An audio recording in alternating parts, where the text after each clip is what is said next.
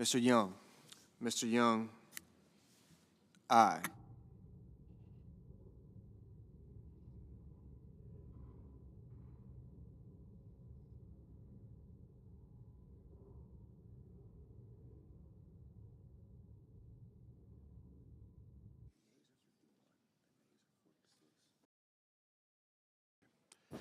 The yeas are 51, the nays are 46, and the motion is agreed to.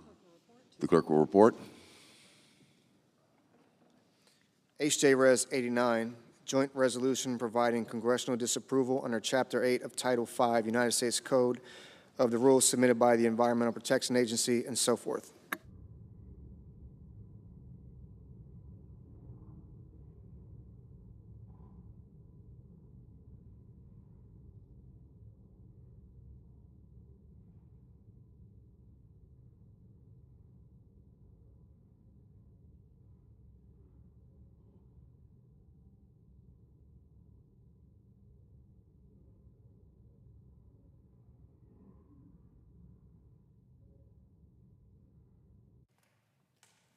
Mr. President. Senator from California is recognized. Mr. President, I know we're working our way through a series of votes. Many people are at lunch or wrapping up lunch. We have a little bit of business still ahead of us. But I want to take a minute just to remind this body what has transpired here over the last 24 hours. Evidence again, actions again, demonstrating that Donald Trump and Republicans in Congress are stopping at nothing to attack California for the audacity of working to protect the health of Californians and for having the audacity to lead the clean energy economy. But as I've said repeatedly over the last couple of days, it's not just what Donald Trump's EPA and Senate Republicans are doing that's problematic. It's how they made this possible by fundamentally changing how the Senate operates through rules changes last night. Yeah, it was not a magic trick. Before dinner yesterday, these bills to gut California's Clean Air Act authority were recognized as regular bills, subject to the filibuster rule, requiring 60 votes to move forward, open to full debate and amendments. But somehow after dinner time yesterday, once Senate Republicans were done with overruling the parliamentarian, these bills were now not subject to the filibuster. For the record and for the public's recognition, this is the first time in Senate history that the majority has used a nuclear option to take joint resolutions that were subject to the filibuster 1 minute and eliminated the filibuster for them the next. You may hear them try to deny it, but it's all on the record, so let me recap. The Senate parliamentarian, through the chair, confirmed that all points of order waived during a Congressional Review Act resolution. That's in the law. But the majority voted to ignore that provision of the law and raise one anyway. Then the Senate parliamentarian, through the chair, confirmed that these resolutions do not qualify, repeat, do not qualify for expedited consideration. But the majority voted to override the parliamentarian again and plow ahead anyway. But no one should be fooled. What happened on the floor, as witnessed by the public, was nothing short of a power play that fundamentally changed how the Senate works. Why? What was the driving impetus here? Is it President Trump? Is it the fossil fuel industry and what they want? Or did you happen to just think changing these rules and the way the Senate operates was simply a good idea? I would love to hear you make that case. But I know that one of the results of last night's actions and today's votes is that Californians will be forced to breathe dirtier air than they should have to. California is being targeted for its leadership. It is that blatant, it is that obvious. Because yes, for over half a century, we've been the innovators and trailblazers in the fight against pollution. A little bit of a history refresher here. Back in 1966, California established the first tailpipe emission standard for passenger vehicles in the nation, responding to California's unique air quality needs with policy based on science and data. A year later, California established the California Air Resources Board to more comprehensively address the severe air pollution and its consequences. Then, some of you may remember, a catastrophic oil spill off the coast of Santa Barbara. Californians rose up and demanded stronger environmental protections.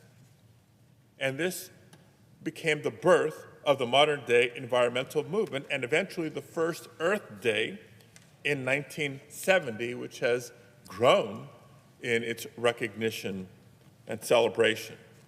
Now, that same year, Congress passed the Clean Air Act on an overwhelming bipartisan basis. That original Clean Air Act authorized the waiver provision that allows California to set our own separate and more ambitious vehicle emission standards. Now, flash forward to the year 2006, when California passed the Global Warming Solutions Act, setting the bold goal of reducing emissions to 1990 levels by the year 2020.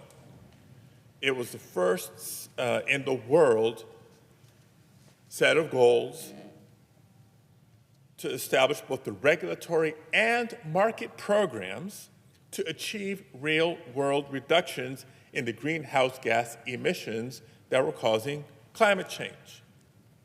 I remember it vividly because that same year I ran for state senate because I wanted to be part of crafting policies to actually achieve those goals and implementing those policies and programs.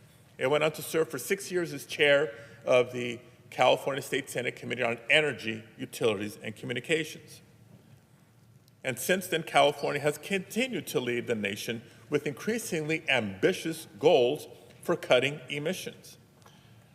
It's a remarkable history when you stop and think about it, and especially when you recognize that it hasn't just been Democrats that have been driving this.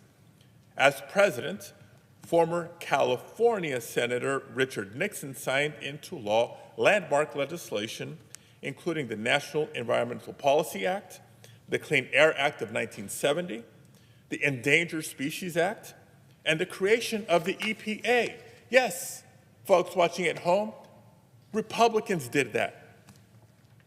As governor, Ronald Reagan established the California Air Resources Board, committing California to a comprehensive statewide approach to aggressively address air pollution in California.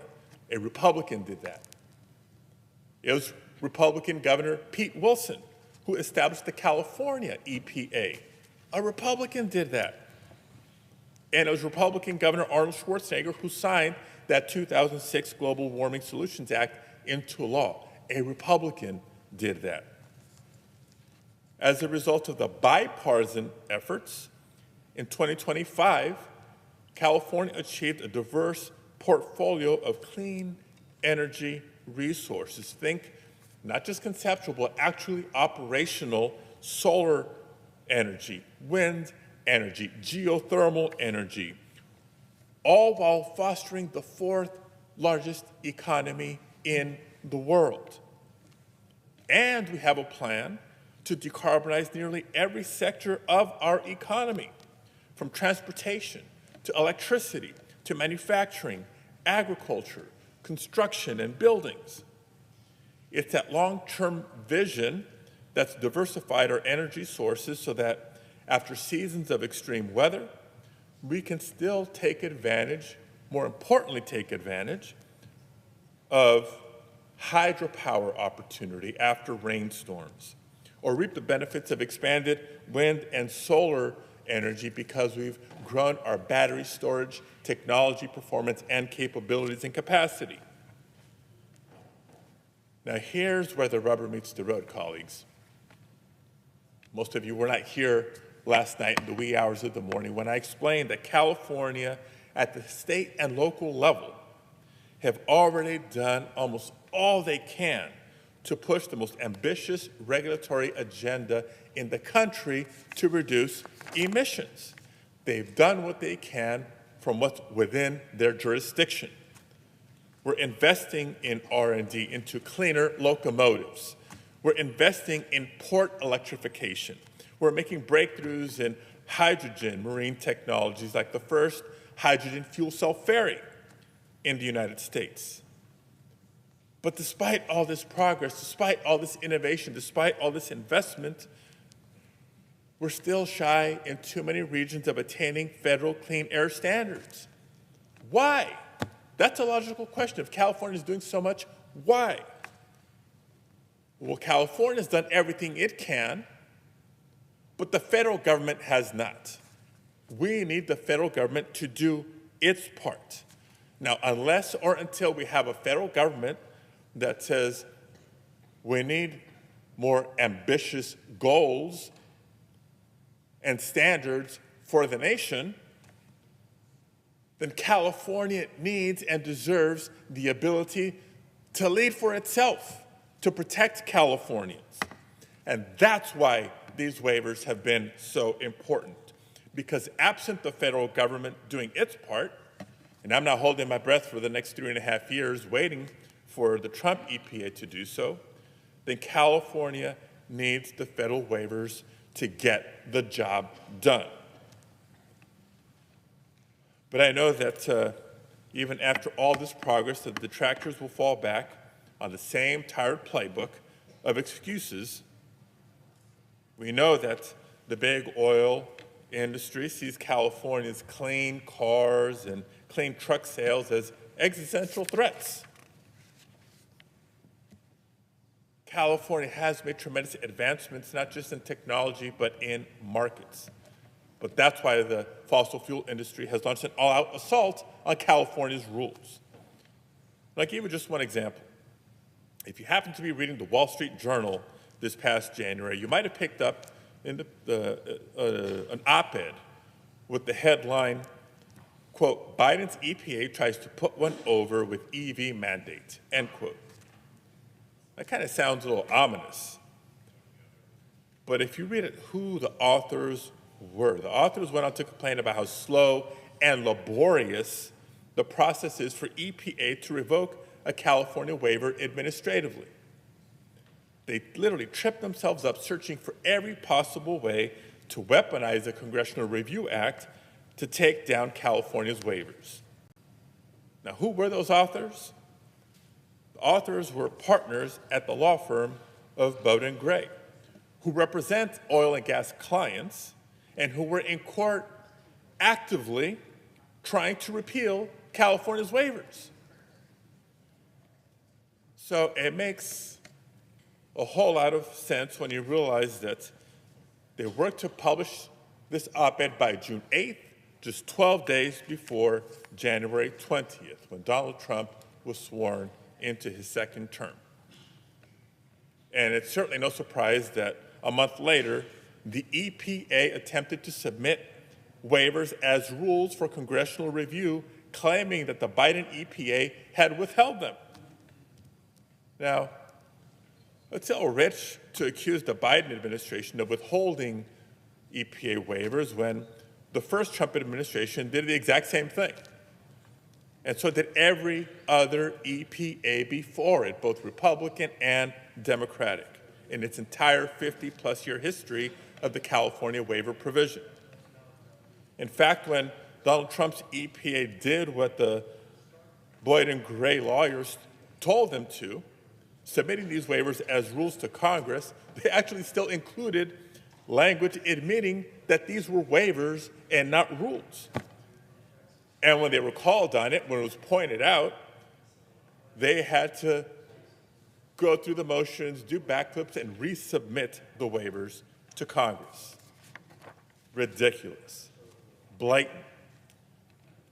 Now, regardless of how ludicrous this effort's been, we continue to hear all kinds of misinformation from detractors about why California's ambitious goals just won't work. I have a series of them, but I'll just focus on the main talking point that I've heard from my Republican colleagues and from industry, that California is somehow coercing other states into adopting California standards, or to let California do this is the equivalent of setting a national standard, or that these emission standards would become de facto national ones. That's ridiculous. We've made it clear, let California take care of Californians. If California had the power, the authority to set those national standards, trust me, we'd be doing this and a lot more. But we don't. But I think the good work that California has done that has benefited Californians, both our health and our economy, along with our environment, has inspired more than a dozen other states to follow California's lead voluntarily. Nobody's forcing other states, blue states or red states, to follow California's lead, but there's other states who see the benefits of what California is doing, and they choose to do so to protect their residents and to protect their environment. And lastly, let me just conclude by stating something that has conveniently been stifled in this whole debate, limited debate and conversation. So who benefits from all this? It's not unleashing job creation and innovation in states, in the other 49 states but California. It's holding our nation back in terms of improving air quality and our transition to a clean energy economy. The winner here is actually China, because like it or not, the clean energy boom globally is happening. And we have a big say in who leads it and who benefits from it. Is it the United States? Not by the leadership and the policies I've seen of this administration in the near future. It can be California, but it seems like you're more interested in taking our tools away. And so now we risk China jumping ahead both economically and technologically in this space. So I'll remind you folks, but because of California's leaning in on addressing the emissions, pollution, and climate challenges, California has become the fourth largest economy in the world. We have proven that what's good for clean air is good for business and the economy, and that is something that y'all to replicate and scale up, not fear and stifle. We have to be able to do both, protect our planet, strengthen our economy. California has shown us the way. We can have reliable cars. Our kids can breathe clean air. We can invest in our economy and in our future. California has been proud to fill the role of national leader in this space.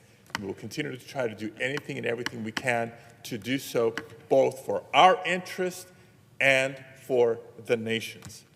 But what's happened these last 24 hours makes the job that much harder.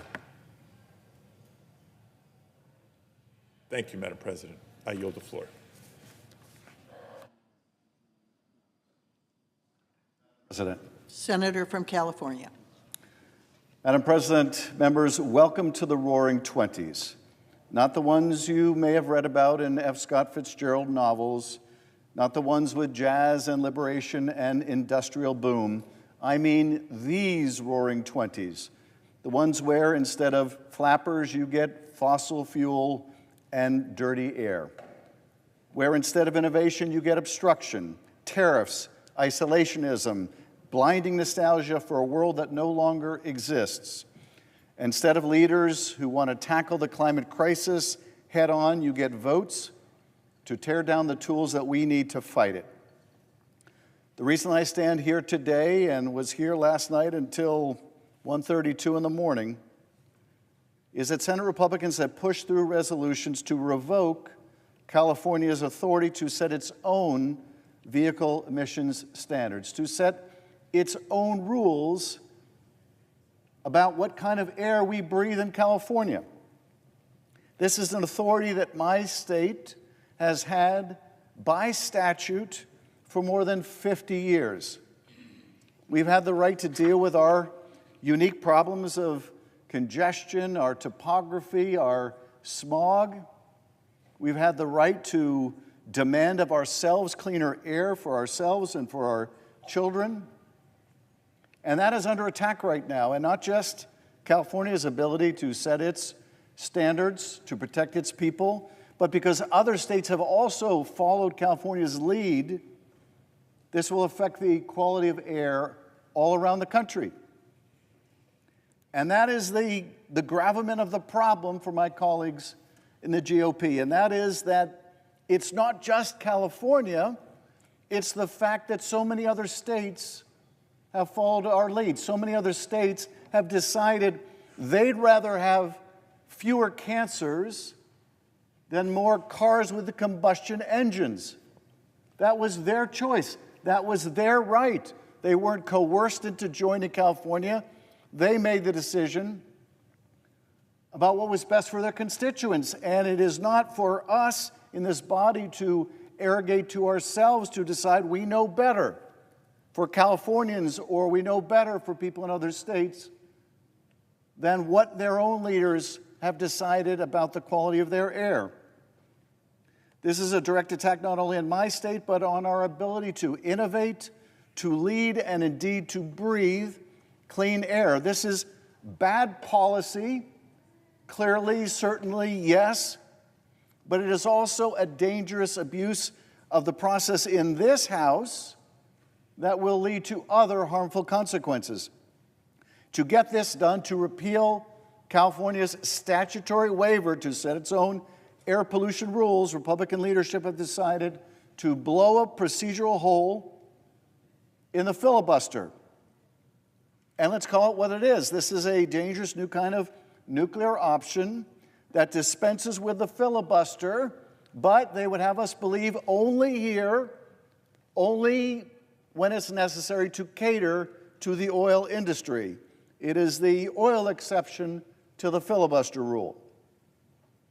Now, the nuclear option has been used over nominees in the past, and there has been debate about doing away with the filibuster entirely. But today what we're talking about is only carving out the oil industry from the filibuster. So not carving out protection for voting rights, not carving out protection for reproductive freedom, not carving out fundamental rights for the American people, for which there would be a strong case to have a carve-out from the filibuster. But no, today we're talking about an oil industry-only carve-out.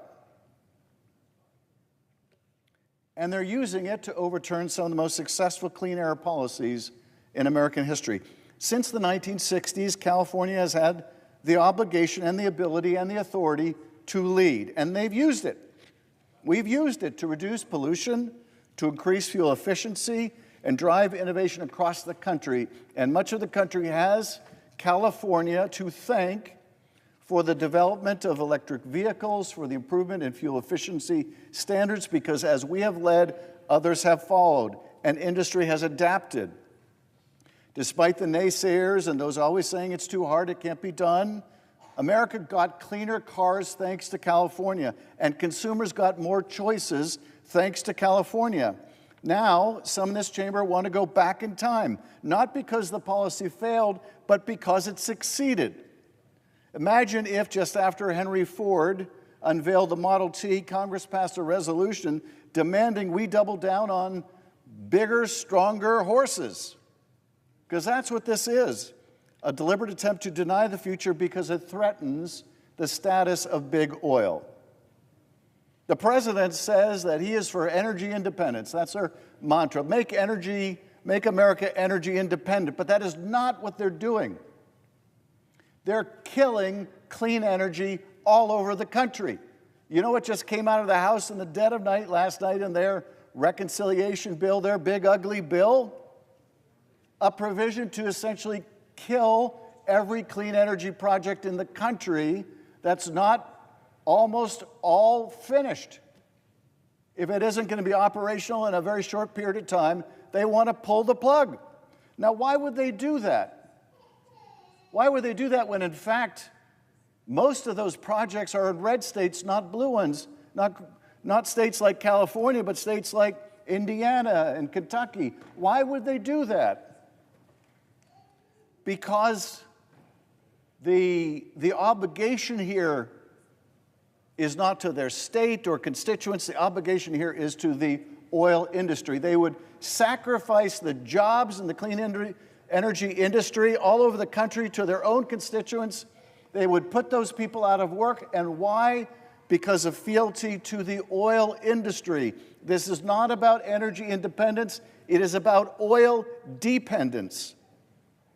Today, we are in a full transition to a clean transportation future, or we could be. And Senate Republicans are trying to bring back the smog. They're trying to make America smoggy again. We're seeing the climate crisis, and they're trying to cut the brake lines on progress. We're literally standing at the gates of the future, a future that we will lead or China will lead, a renewable energy future, and some would rather turn it all around and ride off in a horse and buggy. Because that's what this vote means. That's what these votes mean. Not just being stuck in a past technology, beholden to an old way of doing things, but also stuck in a dirtier and more toxic world. Millions will be stuck breathing in hazardous emissions unnecessarily. What is the pay for here? What is the pay for this gift to the oil industry? Cancer. Cancer is the pay for. We will pay for this repeal of clean air rules with cancer. Maybe your cancer, maybe your father's cancer, maybe your sister's cancer, maybe your child's cancer. That will be the pay for. Because this is about power, and it's about profit, and it's about punishing states that dare to lead. It's about undermining the Senate's own rules to score a short-term win that will do long-term damage, but will placate the oil industry. Because once you start twisting the CRA into a weapon to attack anything you don't like, rules, waivers, facts, you don't just hurt California, you hurt the country. Because don't think for a second it ends here. If this gambit works, it will not be the last time this tactic is used. Today, we blow a hole in the filibuster for the oil industry. Tomorrow, we blow another hole in the filibuster for what other polluting industry? Or, more broadly, should we expect this majority to use it to strip away protections for workers or privacy rights or reproductive freedom? This is the real fight here, not just over emissions or waivers or vehicles, but whether we are a nation led by and empowered to shape the future or held hostage by the past. The Roaring '20s were a time of reckless optimism. The stock market soared, inequality deepened, and political leaders told Americans not to worry, everything was under control. Until it wasn't. Because the same decade that gave us jazz and swing also gave us the Smoot-Hawley Tariff Act, a disastrous attempt to protect American industry by walling off our economy to the rest of the world. It sparked global retaliation, strangled trade, and helped turn a market crash into a full-blown depression. And what are we seeing now? New tariffs, retaliation threats, political attacks on states that lead, and now an attempt to tear down environmental progress and green innovation, just as the global economy is demanding more of it, much more of it. The Roaring '20s gave us invention, yes, but also illusion. A false belief that we could grow forever without rules and without consequences. We are in danger of making the same mistake again. We should be building the EV infrastructure for the future, not dismantling climate progress. We should be investing in clean energy, not clinging to combustion engines. We should be protecting the rules of this chamber, not torching them when they become inconvenient to the oil industry. The gutting of these norms doesn't end in prosperity. The sacrifice of clean air doesn't end in making us healthy again. It ends in cancer. It ends in an enfeebled economy. It ends in a country going backward and shrinking in on itself. It ends in crisis. Let's not go there. I yield back. The gentleman from Florida. Madam President, I stand today to condemn the anti-Semitic and hate-fueled murders of Yaron Lachinsky and Sarah Milgram that occurred last night at the hands of a Hamas sympathizer. This was a sickening, violent, and anti-Semitic attack in our nation's capital. These two young professionals were targeted and murdered because they represented Israel and the Jewish people, with their murderer chanting, "Free Palestine," after killing them in cold blood. These were innocent, out for a night together at the Capitol Jewish Museum here in D.C., just like members of our own staff do each and every week. This anti-Semitism and hate for Israel and the Jewish people is disgusting, unacceptable, and must be condemned on every level. It's despicable and it's dangerous. We've seen a rise in anti-Semitism and anti-Israel hate since the October 7, 2023 attacks. We've seen Hamas sympathizers take over college campuses and instill fear into Jewish students. We've seen violent protests on our streets and now in our nation's capital. Jewish Americans are afraid to walk outside or live their daily lives. For nearly 600 days now, Israel has defended itself against Iran-backed Hamas terrorists who want to destroy Israel and destroy the Jewish people. These terrorists murder babies and women in cold blood, take and murder innocent people, and brag about their acts with no remorse. They took innocent people, including Americans, hostage and tortured them. They still hold the bodies of American hostages to deprive their families of closure. Israel is the United States' greatest democratic ally in the Middle East. We cannot abandon our ally. Thankfully, we have a president who is an ally of Israel and is working to fight anti-Semitism in the United States. President Trump is pushing back on colleges and universities that allow hateful anti-Semitic actions on campus that threaten the safety of Jewish students. He has appointed the most pro-Israel cabinet ever assembled. He is committed to defending Israel, combating terrorism, and protecting Jewish Americans. Today, I rise to condemn last night's heinous and anti-Semitic attack on these innocent people. I condemn this hateful rhetoric against Israel and against the Jewish people, who deserve the right to live freely and without fear in the United States and around the world.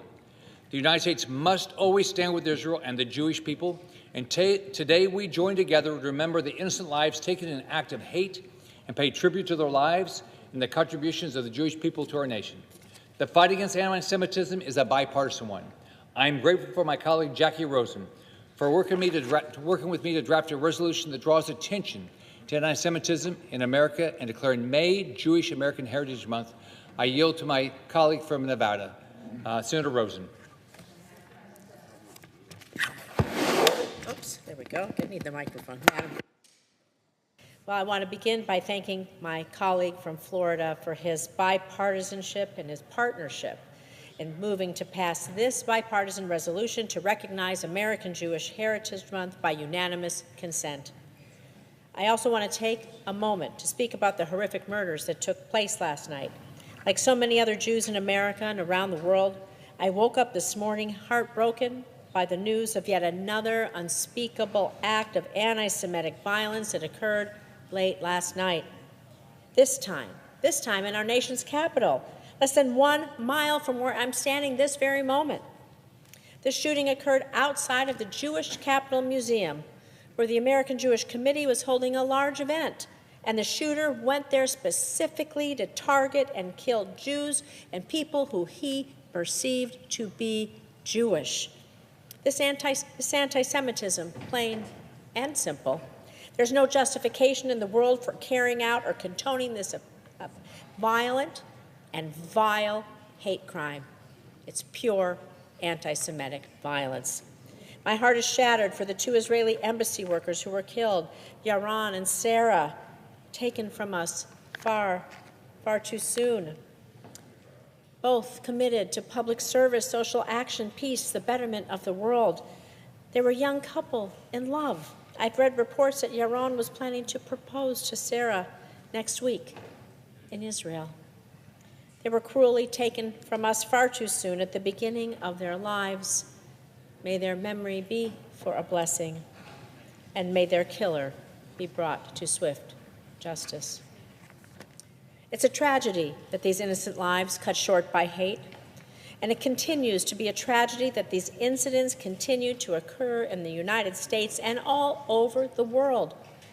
Over the last few years alone, we've seen anti-Semitic hate, extremist violence. They've done nothing but increase across this country. All over America, Jewish people, we've been threatened, beaten, verbally accosted, we've been killed just because of our faith, just because of who they are, because of who we are. We've seen horrendous anti-Semitic incidents and attacks on Jewish communities, at schools and on college campuses, on Jewish-owned places of business, and on synagogues and places of worship. And incidents of anti-Semitism in the U.S. and globally have risen dramatically since Hamas's brutal terrorist attack on October 7th. All of it is wrong. It has no place in our country, no place in our society, no place in the world. Those who commit these egregious acts, they want to send a message. They want to terrorize Jews, they want to scare Jews, they want to intimidate us, and it's vital that we all stand up together and send a clear and forceful message. And the message is this: we will not be afraid. We will not be afraid. We cannot be silent. There's desperate need to confront dangerous and growing anti-Semitism in our country, around the world, to show that bigoted efforts to intimidate us will not work. We cannot be afraid. We cannot be silent. And that's why I'm here on the Senate floor today. By passing this resolution and recognizing Jewish American Heritage Month, we are not just celebrating the numerous accomplishments and contributions that Jews have made to our country. We are sending the message back, a message that Jewish people have a place in America, that this is our home as well, that our lives, well, that they have value and they have meaning, just like anyone else, and that our country stands with it. So I urge my colleagues on both sides of the aisle to allow this resolution to pass, and I want to thank Senator Scott of Florida for his partnership in the effort to counter anti-Semitism and hate everywhere. So, Madam President, I ask unanimous consent. The Senate proceed to the consideration of S-Res 246 submitted earlier today. The clerk will report. Senate Resolution 246, recognizing the significance of Jewish American Heritage Month and calling on elected officials and civil society leaders to counter anti-Semitism. Without objection, the Senate will proceed to the measure. I ask unanimous consent that the resolution be agreed to, the preamble be agreed to, and that the motion to reconsider be considered made and laid upon the table with no intervening action or debate. Without objection. Thank you, Madam President. Again, thank you to all my colleagues for passing this important resolution unanimously today. I yield the floor. Madam President, Senator from Mississippi. I know of no further business and suggest that we proceed to a vote. Is there further debate on the joint resolution? If not, the clerk will read the title for the third time. H.J. Res. 89, Joint Resolution providing congressional disapproval under Chapter 8 of Title 5 United States Code and so forth. The question is on passage of the joint resolution. Is there a sufficient second? There appears to be. The clerk will call the roll. Ms. Alsop-Brooks, Ms. Baldwin.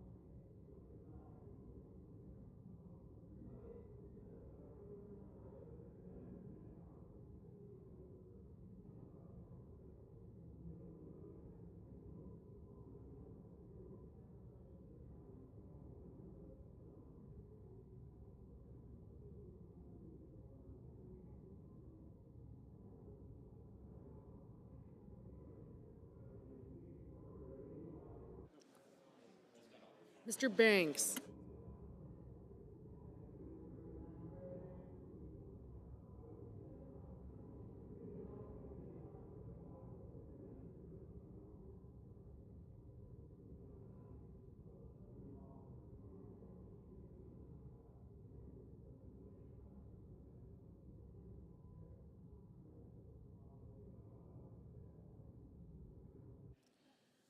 Mr. Barrasso, Mr. Bennett, Mrs. Blackburn.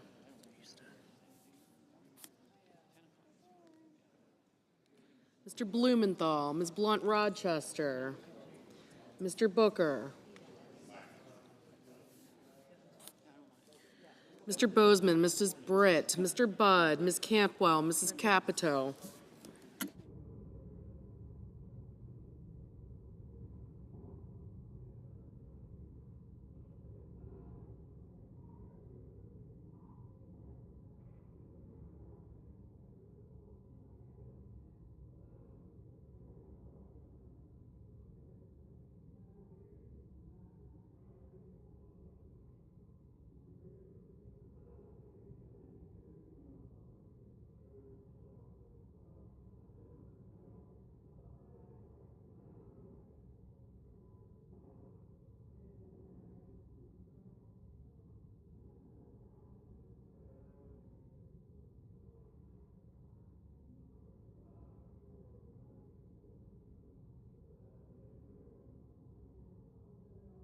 Ms. Campwell, Mrs. Capito, Mr. Cassidy, Ms. Collins, Mr. Coons, Mr. Cornyn, Ms. Cortez Masto, Mr. Cotton, Mr. Kramer, Mr. Crapo, Mr. Cruz, Mr. Curtis, Mr. Daines, Ms. Duckworth, Mr. Durbin, Ms. Ernst, Mr. Fetterman, Mrs. Fisher, Mr. Gallego, Mrs. Gillibrand, Mr. Graham, Mr. Grassley, Mr. Haggerty, Ms. Hassan, Mr. Hawley, Mr. Heinrich, Mr. Hickenlooper, Ms. Hirono, Mr. Hoven, Mr. Husted, Mrs. Hyde-Smith, Mr. Johnson, Mr. Justice, Mr. Kane, Mr. Kelly, Mr. Kennedy, Mr. Kim, Mr. King, Ms. Klobuchar, Mr. Langford, Mr. Lee, Mr. Lujan, Ms. Lummis, Lummis, aye. Mr. Markey, Mr. Marshall, Mr. McConnell, Mr. McCormick, Mr. Merkley,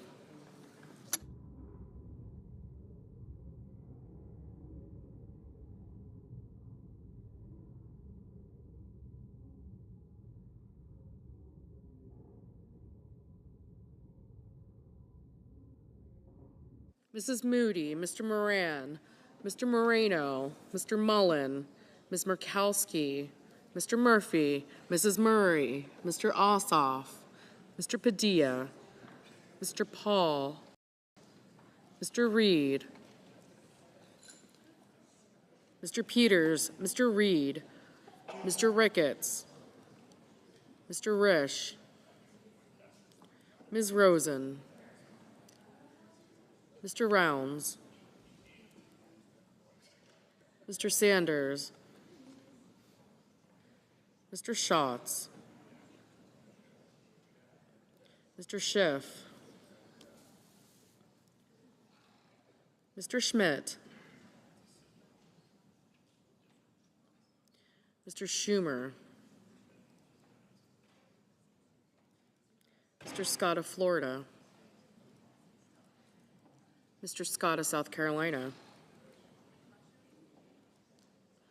Mrs. Shaheen, Mr. Sheehy, Ms. Locken, Ms. Smith, Mr. Sullivan, Mr. Thune,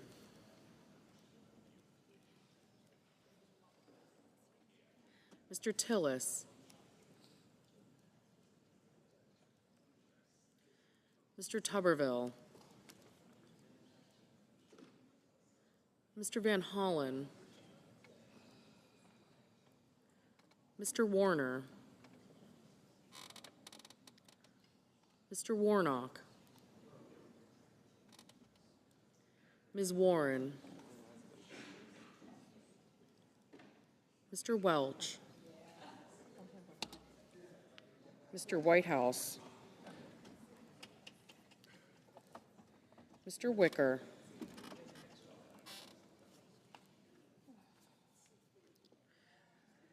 Mr. Wyden, Mr. Young.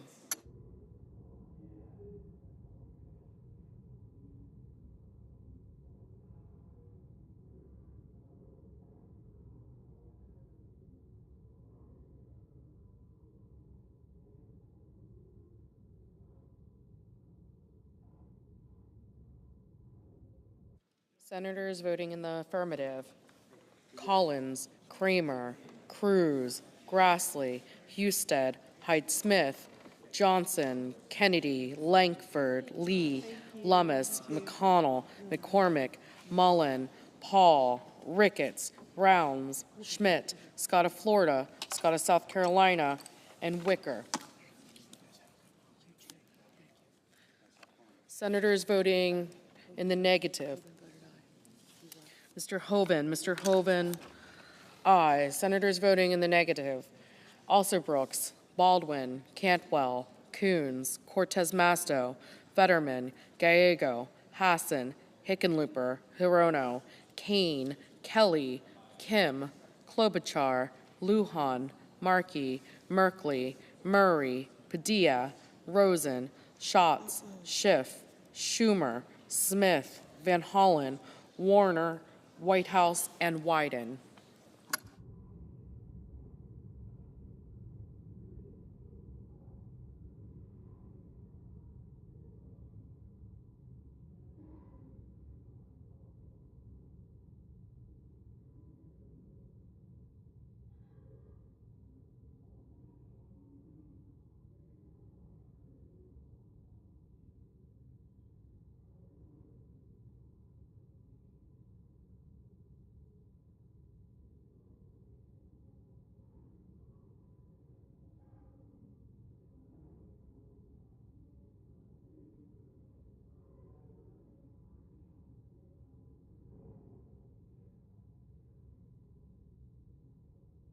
Mr. Peters, no.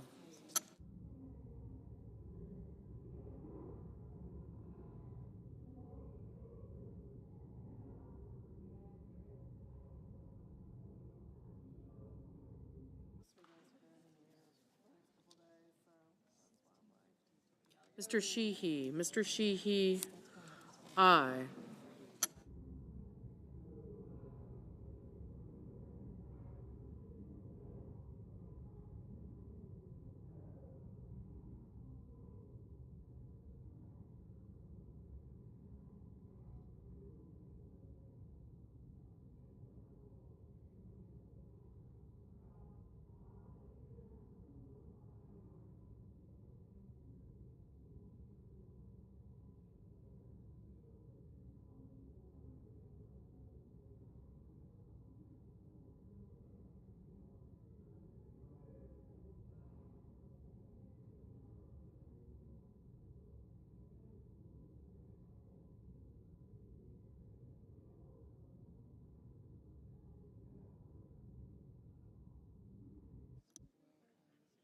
Ms. Warren, no.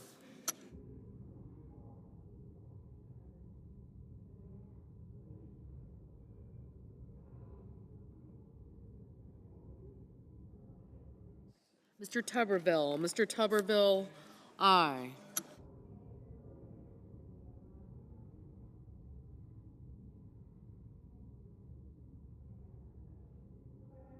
Mrs. Gillibrand, no. Mr. Durbin, no.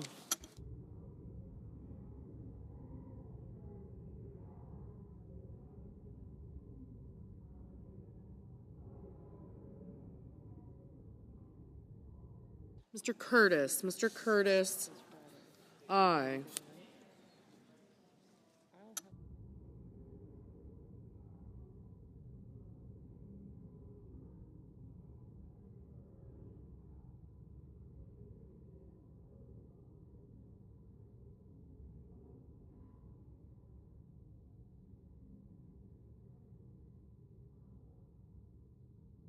Mr. Welch. Mr. Welch, no.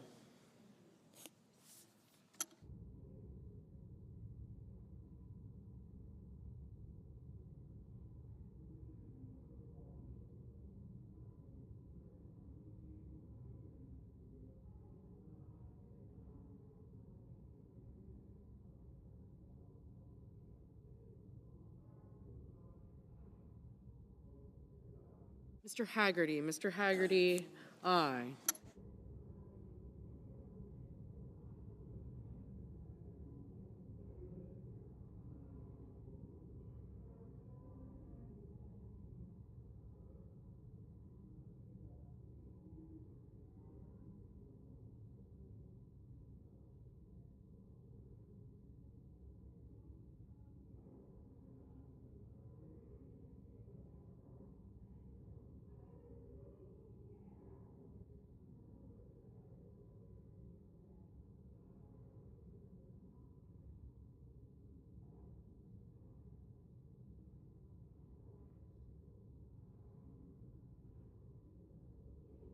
Mr. Daines. Mr. Daines, aye.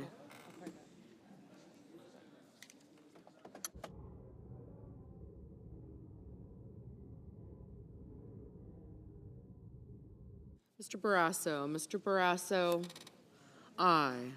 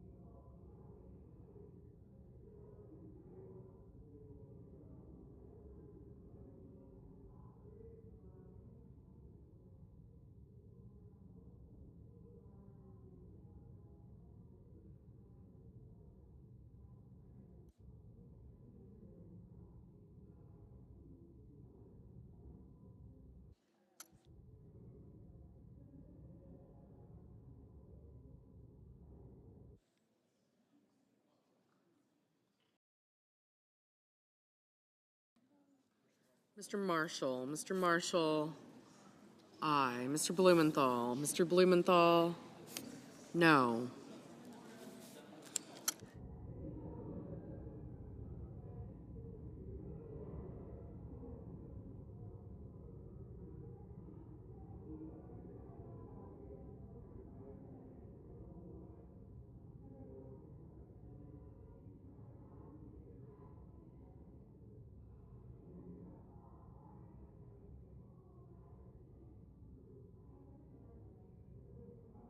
Ms. Blunt Rochester. Ms. Blunt Rochester, no.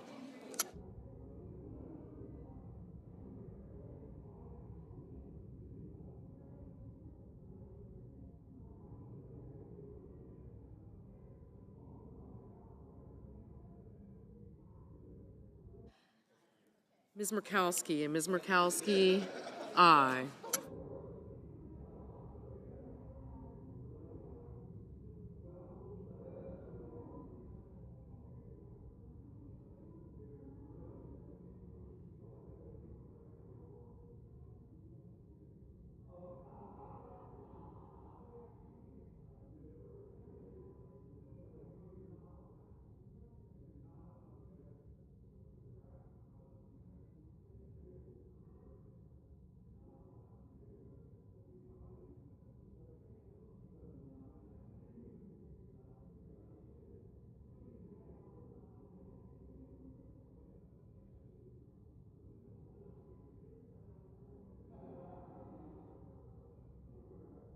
Mrs. Capito. Mrs. Capito, aye.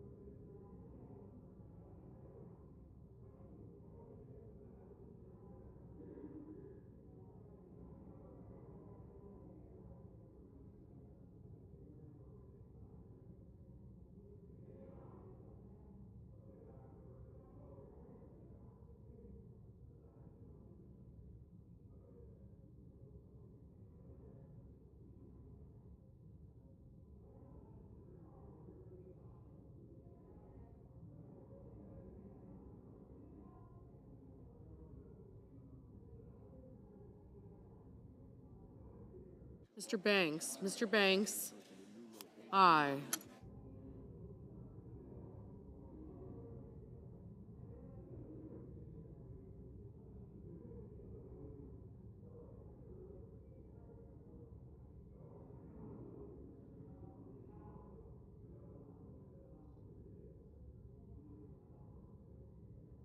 Mr. Justice. Mr. Justice, aye.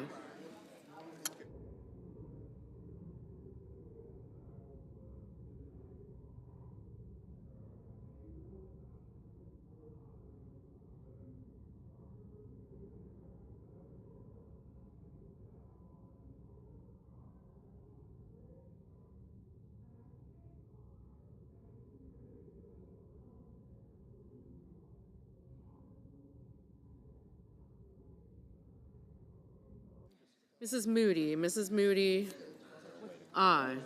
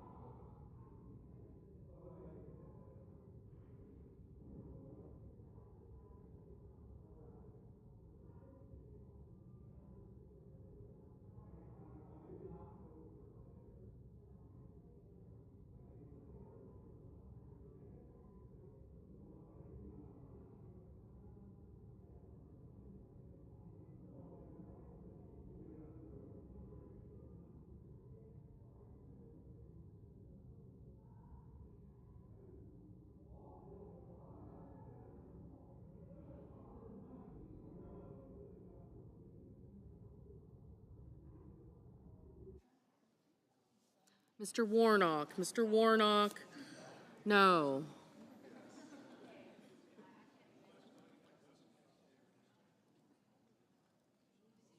Mr. Sanders.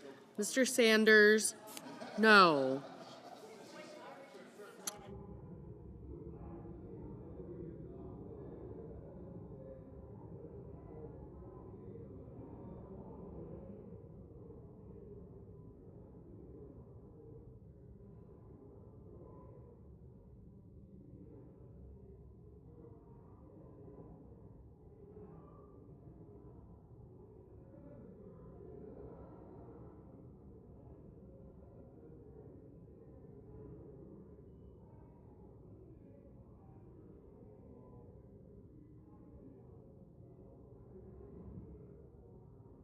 Mr. King. Mr. King, no.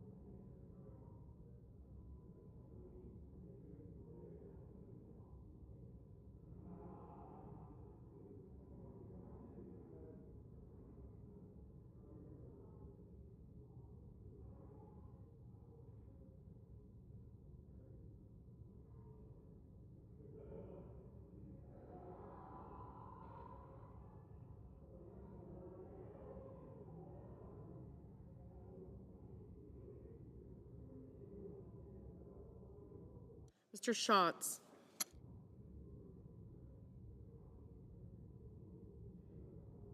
Mr. Booker. Mr. Booker, no.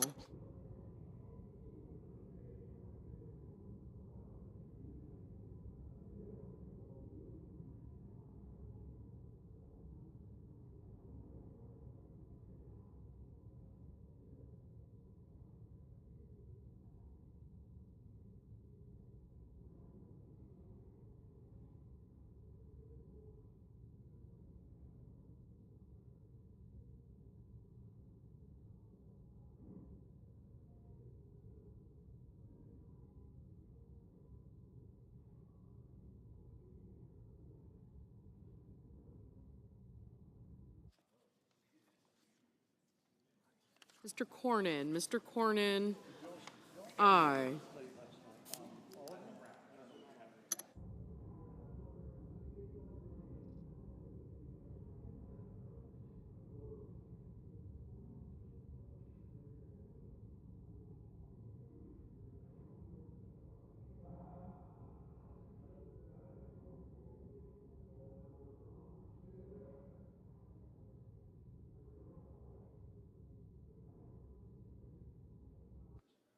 Mr. Risch. Mr. Risch, aye.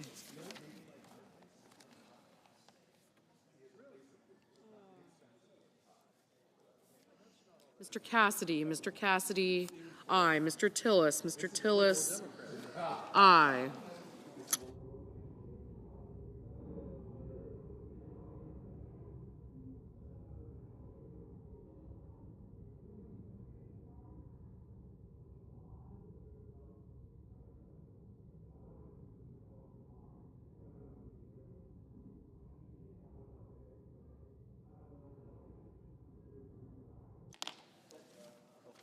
Mrs. Shaheen. Mrs. Shaheen, no. Okay, go ahead.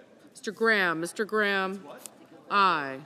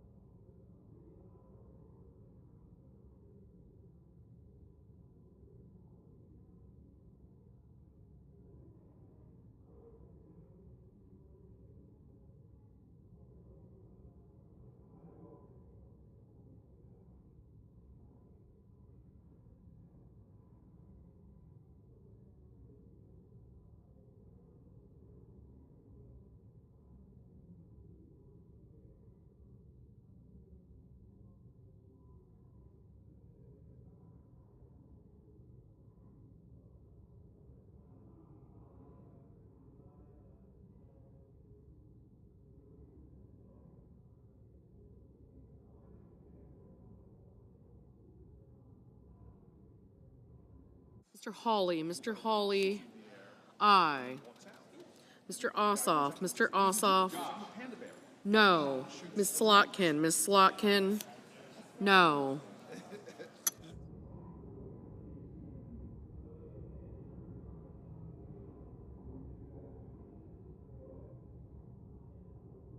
Ms. Duckworth. Ms. Duckworth, no.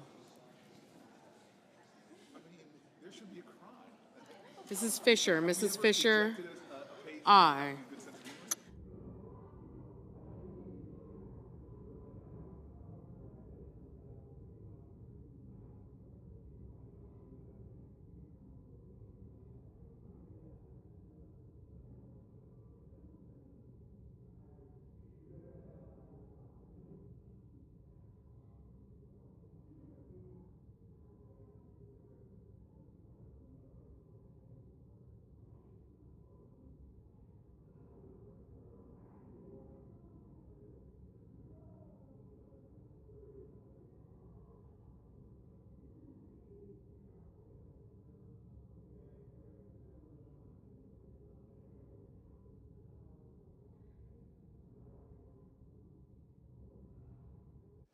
Mr. Cotton, Mr. Cotton, aye. Mr. Bozeman, Mr. Bozeman, aye.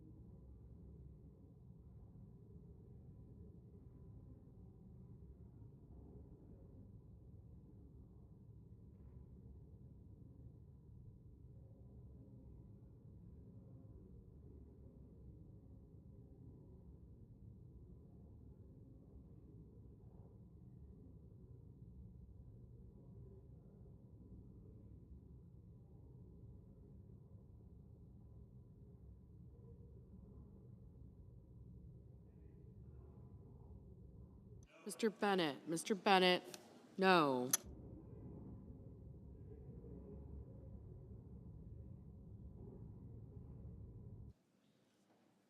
Mr. Young, aye.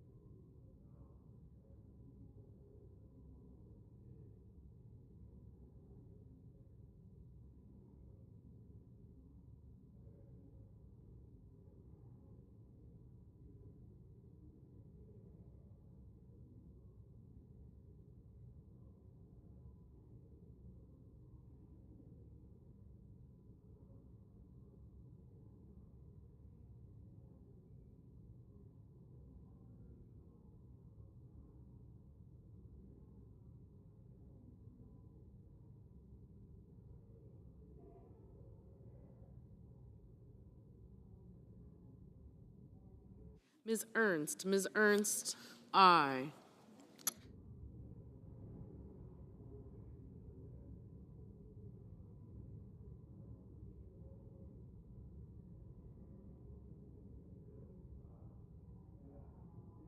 Mr. Crapo, aye.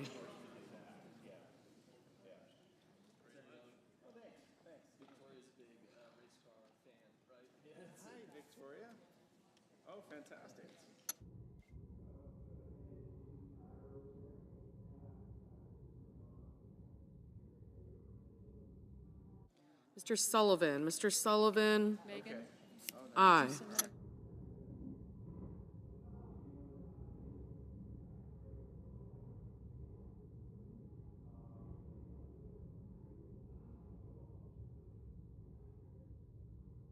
Mr. Reed, no.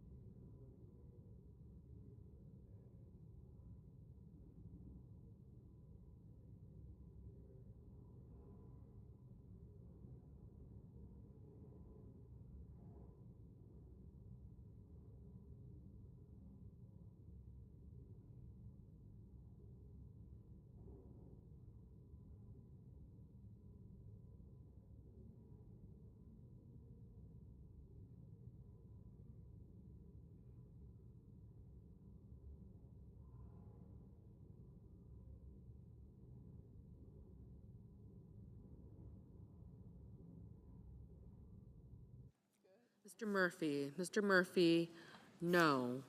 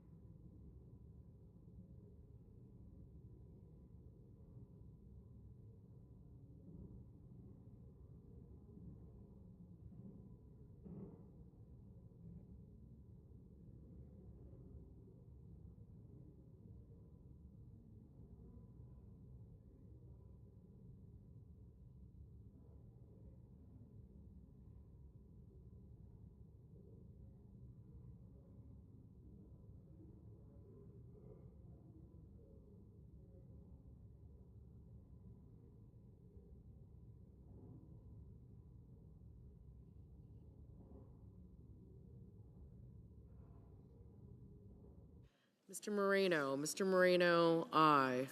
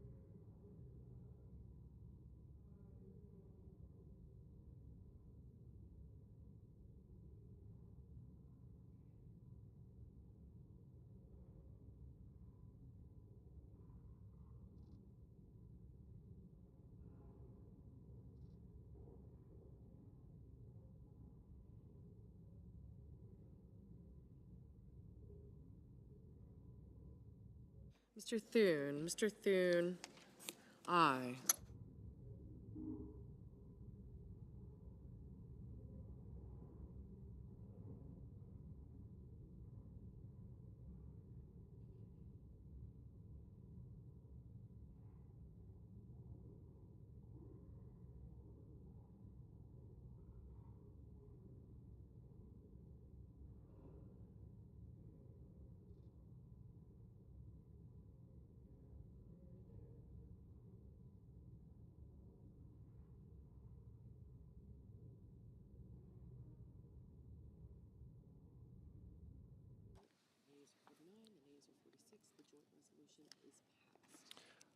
On this vote, the yeas are 49, the nays are 46, and the resolution is passed. The joint resolution is passed. Mr. President. Recognize the majority Mr. President, leader. I move to proceed to executive session, consider calendar number 73. The questions on the motion? All in favor say aye. Aye. All opposed, no. The ayes appears to have it. The ayes do have it. The motion is agreed to. The clerk will report the nomination. Nomination, Department of Defense, Michael Duffy of Virginia to be Undersecretary for Acquisition and Sustainment. Mr. President, I send a cloture motion to the desk. The clerk will report. Cloture motion, we the undersigned senators, in accordance with the provisions of Rule 22 of the Standing Rules of the Senate, do hereby move to bring to a closed debate on the nomination of Michael Duffy of Virginia to be Undersecretary of Defense for Acquisition and Sustainment, signed by 17 senators as follows. Mr. President, I ask consent to reading the names be waived. Without objection. I move to proceed to legislative session. The questions on the motion? Aye. All in favor say aye. Aye. All opposed say no. The ayes appear to have it. The ayes do have it. The motion is agreed to. Mr. President, I move to proceed to executive session and consider calendar number 103. The questions on the motion? All in favor say aye. Aye. Opposed, no. The ayes appear to have it. The ayes do have it. The motion is agreed to. The clerk will report the roll. Nomination. Nomination, Department of State, Allison Hooker of Georgia to be an Undersecretary, Political Affairs. Mr. President, I send a cloture motion to the desk.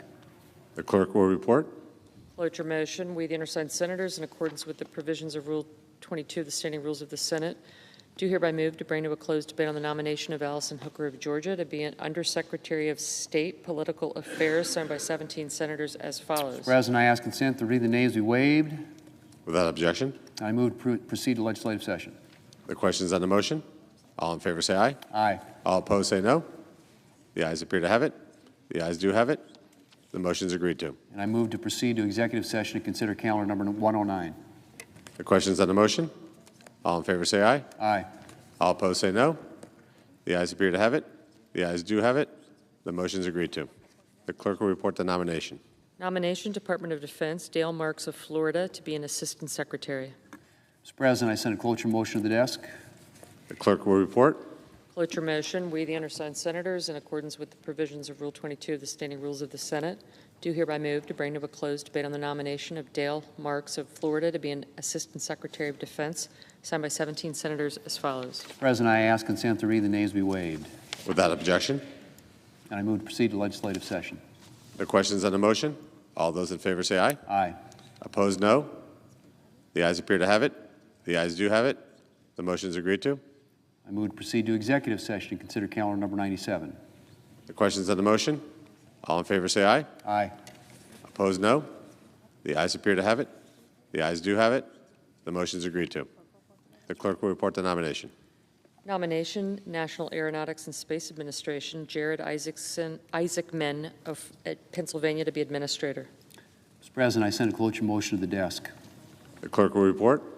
Cloture motion, we the undersigned senators, in accordance with the provisions of Rule 22 of the Standing Rules of the Senate, do hereby move to bring to a closed debate on the nomination of Jared Isaacman of Pennsylvania to be Administrator of the National Aeronautics and Space Administration, signed by 17 senators as follows. Mr. President, I ask consent to read the names be waived. Without objection. And I ask unanimous consent that the Senate resume legislative session and be in a period of morning business with senators permitted to speak therein for up to 10 minutes each. Without objection. Thank you, Mr. President. I recognize the senator from Rhode Island. Mr. President, the series of votes that we've concluded in the last 24 hours, with the last vote that just concluded, brings to its completion a sad and a sordid moment in the history of the Senate. And I want to just wrap up to leave a record of what took place. Before we got into this parliamentary rigmarole, there were two things that were pretty clear. One, a Congressional Review Act, a statute in American law that allows Congress to override a very narrow set of executive actions for a very narrow time period. The narrow set of executive actions is APA rulemakings. And the time frame is set by the Congressional Review Act, but it's at most months. That's the law, or was the law until our procedural shenanigans intervened. And it had been the law for quite a long time. The Congressional Review Act goes back 30 years. So there was a long, long, long tradition of obeying this law. It's not hard to figure out what a rule is because rulemakings have a very distinct procedural set of steps that they go through. And the Congressional Review Act was carefully crafted to deal just with those rules, including a provision if the executive branch tried to hide a rule by not submitting it, that our Government Accountability Office was authorized to say, blow a whistle and say, no, that's actually a rule, in which case it would then have to come over here for review under the Congressional Review Act. So the question of what a rule was has long been considered during the course of the Congressional Review Act and over those 30 years, and it has always, always, always, always been a rule. Before the Congressional Review Act came along, in fact, 20 years earlier, the Clean Air Act was passed by Congress. And the Clean Air Act, with a healthy respect for federalism and the role of sovereign states and the role of California as what is now the fourth biggest economy on the planet, allowed California a waiver in order to be able to make its own clean air auto emissions rules. And so beginning with the passage of the Clean Air Act, California took advantage of this, and these waivers were filed with the EPA and processed by the EPA. Sometimes they created the waiver, sometimes they amended a waiver, sometimes they renewed a waiver, sometimes they modified a waiver. The first action was taken on July 11th, 1968 by the EPA. So 50-plus years ago. And the most recent one until our current procedural rigmarole was December 17th, 2024, week before Christmas last year.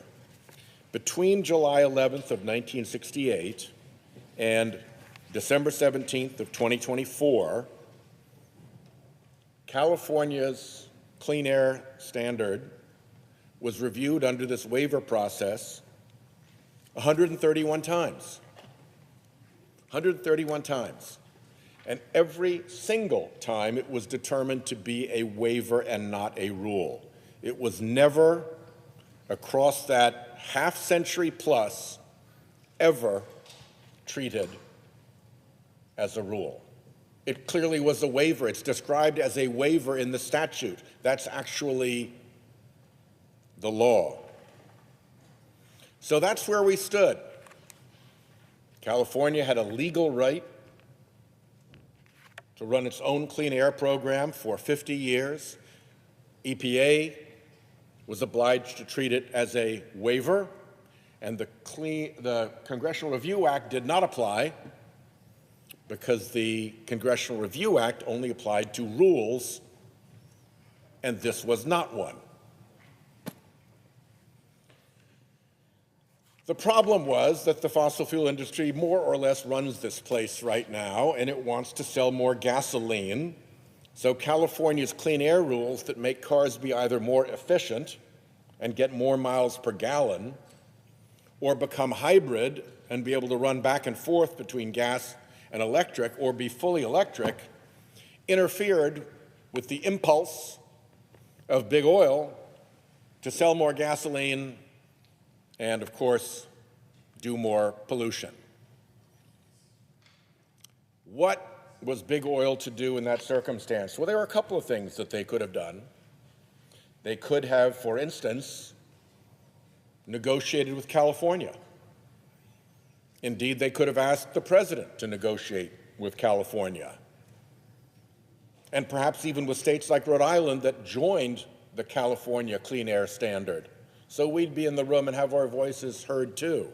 There could have been a robust, healthy, political, and democratic negotiation. But no.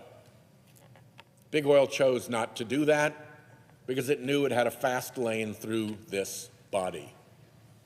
They had another alternative, which is to amend the Clean Air Act or the Congressional Review Act to solve this problem. You could amend the Clean Air Act to call the waiver a rule or make it proceed by rule, or you could amend the Congressional Review Act so that it wasn't limited to rules anymore, but a waiver could fit in. You could do either one of those things by what my Republican colleagues usually like to cheer about, which is regular order, the regular order of the Senate, the regular order of Congress. Of course, the problem for Big Oil in that was that they'd have to get the law passed in the House, and they'd have to get the law passed in the Senate, and in the Senate, that would subject it to having to negotiate with the Democrats in order to get past cloture and get 60 votes, and then get the bill signed by the president.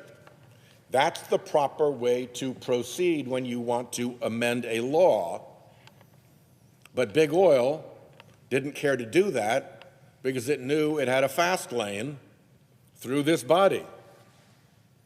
The third way they could have done this, which was actually commenced in the first Trump administration, was to have the EPA undertake an administrative review of the 3 key predicates that have to be checked off in order to grant the waiver to California, and proceed under ordinary administrative agency process, indeed one that had already been commenced in the previous administration. They could easily have done that, but of course, whatever Big Oil convinced Big Oil's representative at EPA, Lee Zeldin, to do, would have then had to survive scrutiny in court. Because you can't do administrative procedures in this country if there's no rational basis for the decision at the end of the day. You can't do administrative decisions in this country if they are, to use the magic words of administrative law, arbitrary and capricious. So they chose not to follow the administrative process either because they knew they had a fast lane through this body. Unfortunately, the fast lane that Big Oil knew it had through this body ran right over the parliamentarian. Because the parliamentarian is obliged to police what is appropriate under the Congressional Review Act. She is our referee here over whether we're doing things legally and by the rules or not. And she determined, which in my view was an extremely easy determination based on 131 to 0 in previous waivers, never in 30 years under the Congressional Review Act something that wasn't a rule, and the statutory waiver for 50 years for California in the Clean Air Act, hard to do much of a stronger case than that.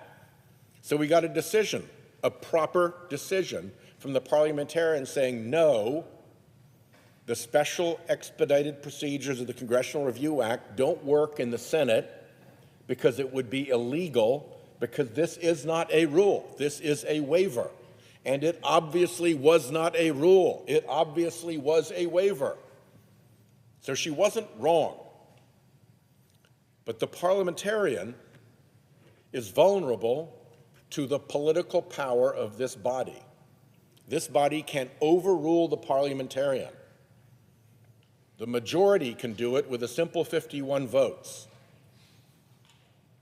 Imagine a football game in which one team has more players than the other. One team commits a foul. The ref blows a whistle on the foul that the majority team committed, and the majority team gets, by vote, to overrule the referee. That is a crummy way to go about doing business in an orderly, deliberative body like the United States Senate, and that's why it happens so rarely. Overruling the parliamentarian on a matter is considered going nuclear. Going nuclear.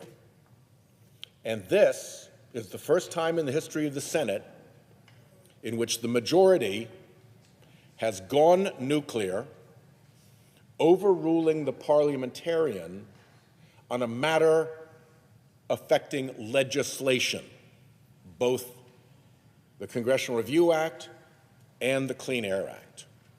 So the complex procedural rigmarole you saw last night and today was all designed to do a parliamentary end run around the parliamentarian, overruling the determination that this was not a rule, changing the Congressional Review Act and the Clean Air Act, but without the proper procedures under the Constitution that we're obliged to follow when we're passing or amending laws.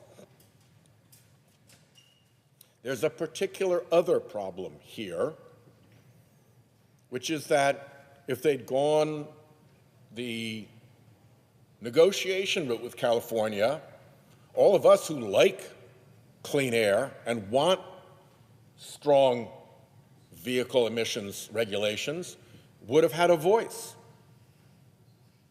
Something would have had to have been agreed to. There would have had to have been some compromise. But Big Oil didn't want that because they knew what they had here in the Senate, a fast lane to whatever they want, whenever they want it. They could have gone through the court process, but the court process is bounded by laws, by fair procedures, by the opportunity for effective parties to be heard, and by the standards of having a rational basis and not being arbitrary and capricious. In this forum, the majority can have no rational basis and be 100% arbitrary and capricious and ram its view through. And so the court thing wasn't quite as appealing, because what has happened here would by any standard have had no rational basis and been arbitrary and capricious.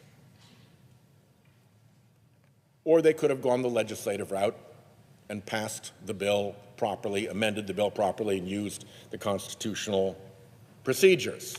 But again, we would have had a voice in that. So this ram job was the solution. Rolling over and overriding the parliamentarian was the method, and serving the fossil fuel interests behind the Republican Party was the goal. But the outcome is going to be bad outside the chamber, and it's going to be bad inside the chamber. Outside the chamber, the bad outcome is going to be a lot dirtier air, a far worse competitive position for our auto industry against China, which is already running ahead of us in the future technology of electric vehicles, and worse health outcomes, particularly in busy areas where there's lots of traffic. Not to mention having the majority of the country's economy overruled by a minority of the country's economy, where the majority of the country's economy chose cleaner air. So those are all the bad things that happened outside this body. And as Senator Schiff said earlier, that will be measured in things like cancer diagnoses. This gets personal pretty quickly when it's clean air and health matters. Inside the body, we have just opened an entirely new avenue for mischief. It could be mischief by any 30 of us. Frankly, it could be mischief by a minority of the majority who want to drive something through that most of the majority don't want. But they can do it now using the Congressional Review Act, which requires 30 signatures to get in. And you can go back to any executive action taken since the passage of the Congressional Review Act, and you can drop that into the Federal Register and submit it here and say it's a rule. And even if you're lying, even if it is not a rule, we've just opened the gate so that every executive action ever taken can now be considered a rule, whether it is or not, for purposes of the Congressional Review Act. And a powerful special interest that controls a powerful party can ram whatever it wants through this body without constitutional procedure, without judicial safeguards, and without compromise.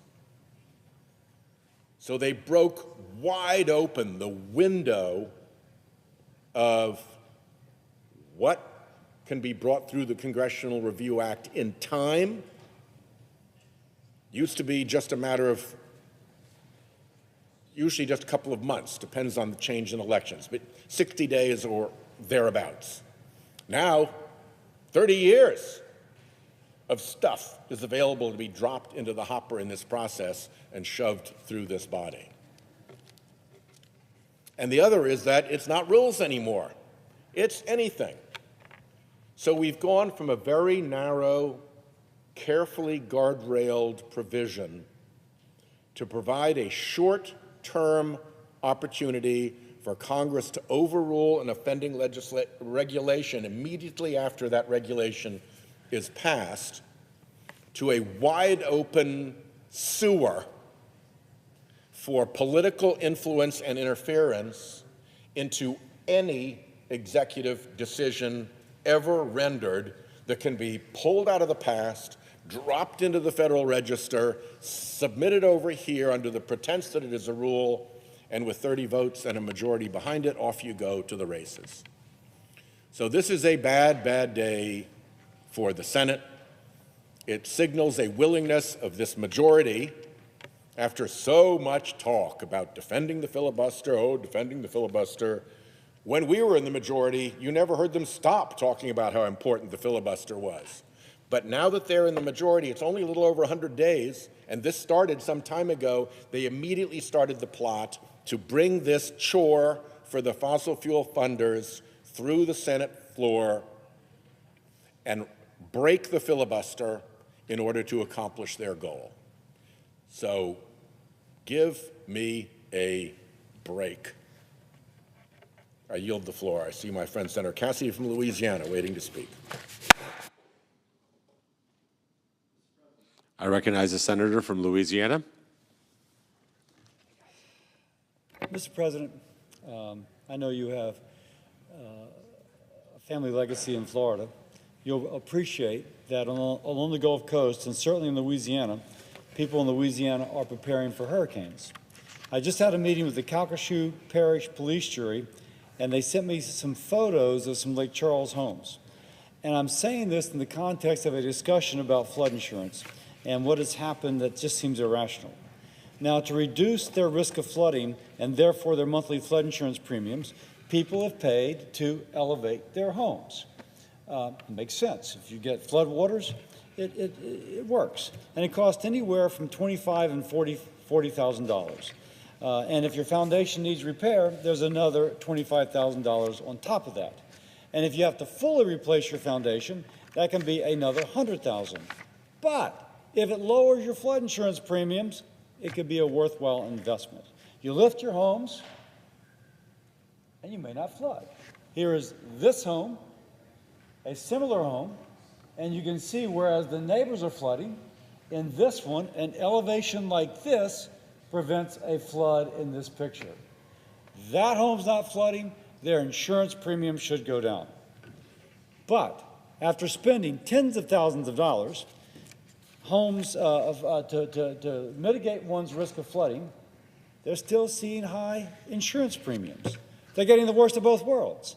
They had to pay to elevate their home, successfully preventing flooding.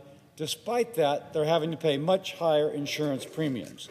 Let's put up the chart of prices. Two properties. This is before they elevated their home, after they elevated their home. And at first it worked. They go from $12,000 a year to $758, from $4,500 down to $751. This is an investment which would lower the cost of flood insurance, saving the National Flood Insurance Program money, and therefore it is worthwhile to raise your home. Now, however, under a new system called Risk Rating 2.0, it doesn't matter. Here, they pay tens of thousands of dollars to elevate their home, and under this new system, their premium is back up to $9,800 or to $7,300. In this case, higher than it was before they elevated their home. The percent increase, about 1,200%. The percent increase here, almost 900%. Does not make sense. By the way, why would you pay to elevate your home if you get the double whammy of paying to elevate and then your premiums in some cases are higher than when they started? Now, these are just two examples. People who did everything right, did what they're supposed to, they're not going to flood, and yet after Risk Rating 2.0, this is what happened. I don't know if people still say ripped off, but they feel ripped off. They feel as if they did what was right and they've been punished and penalized because their premiums almost, or in some cases more than doubled relative to what happens.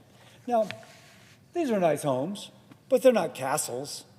These are middle-income families. And, you know, neighbors driving a pickup truck. And it looks a little bit, you're a car dealer, Mr. President, that doesn't look like it's a 2025. It's a good truck, it's a good family. These are not wealthy families. They are good middle-income families, spending tens of thousands of dollars to elevate their home, and yet still their premium continues to rise. So, with Risk Rating 2.0 driving up costs for lower and middle-income families, about a fifth of those enrolled in the National Flood Insurance Program will be forced to drop their coverage over the next 10 years. Okay, you raise premiums, and you raise them to a degree that 20% of the people, typically the lowest risk, drop their coverage. Then the flood insurance program has to spread its risk over a smaller base, which means it elevates the premiums even more. And so those who need it least are the next 20% to drop off. And this initiates what is called an actuarial death spiral. Risk Rating 2.0 is like termites eating away at the foundation of a house, and if we do nothing, the home is going to collapse. I introduced legislation in February to give low and middle income households enrolled in the National Flood Insurance Program a 33% reduction in their premium in the form of a refundable tax credit that will go straight to their premium payment at the time it is due. Now, hurricane season won't wait on those who need flood insurance. Americans in my state and across the country need relief now. If we really want to put Americans first, we can start by making the National Flood Insurance Program affordable now and keeping it affordable 10 to 15 years from now. It is a pocketbook issue. But when you flood, like folks in Louisiana and other states have, it becomes a personal issue. Since the start of 2025, at least 21 Americans across 8 states have died as a result of flooding and storms hitting their communities. Millions have been left without power or evacuated from their homes. And when you hear flood insurance, hey, I don't live in a coastal state. I don't live in Florida or Louisiana. Well, why does it bother me? My home will not get it destroyed. I wish that were true. This isn't a one-state problem. It is a one-nation problem. All 50 states have National Flood Insurance Program policyholders, the darker the color, the more likely the flooding. Missouri is in dark color. New York State, minimal coastline in dark color. Pennsylvania, dark color. This is called riverine flooding, where you have a river and it comes down like this, and you can get the river, people building in the valley get flooded because the river overflows its banks and it fills up that V-shaped valley. And so that's why you would see flooding. You hear in the darker, not as dark, but still dark, you have the Dakotas also having problems with flooding. So it is a 50-state problem. And in these states, there are those who don't have flood insurance, and the time will come when they wish that they did. The National Flood Insurance Program can provide certainty for individuals and for their family. And maybe you won't see flooding as extreme as losing a home. I sure hope you don't. But I'm not just talking about the worst-case scenario. Let's imagine, going back to this picture, the family didn't get their home completely flooded. The family got 4 inches of water in their living room. Their carpets are destroyed. If their floor is anything but concrete, it is destroyed. If you have furniture in there that's cloth, it's destroyed. If you get mold, then you're going to have to rip out the sheetrock and replace wherever you had sheetrock. 2 to 3 inches destroys the carpet. In fact, the most expensive 3 inches in a flood are the first 3 inches. And that's what makes flooding so difficult for a middle-income family to recover from. And for many, the National Flood Insurance Program is the only option they have. Now, by the way, the program designed to help them is failing them. And when millions of Americans are being impacted, Washington should act. And let me be clear. The National Flood Insurance Program is a federal program, meaning that Congress and the President can change and improve it. We just need to have the will. So I urge my colleagues to join me in working with the Trump administration to end Risk Rating 2.0. In 2019, my office worked with the Trump administration to successfully delay Risk Rating 2.0 because of the lack of transparency as to how FEMA was calculating the rates. President Trump understood then and understands now that Americans are tired of being ripped off. When rivers swell, when coastlines have rising water, Americans should not have to fear the cost of rebuilding without affordable insurance. So let's make the National Flood Insurance Program affordable, accountable, and sustainable. Severe weather is relentless. We must be too. And with that, I yield.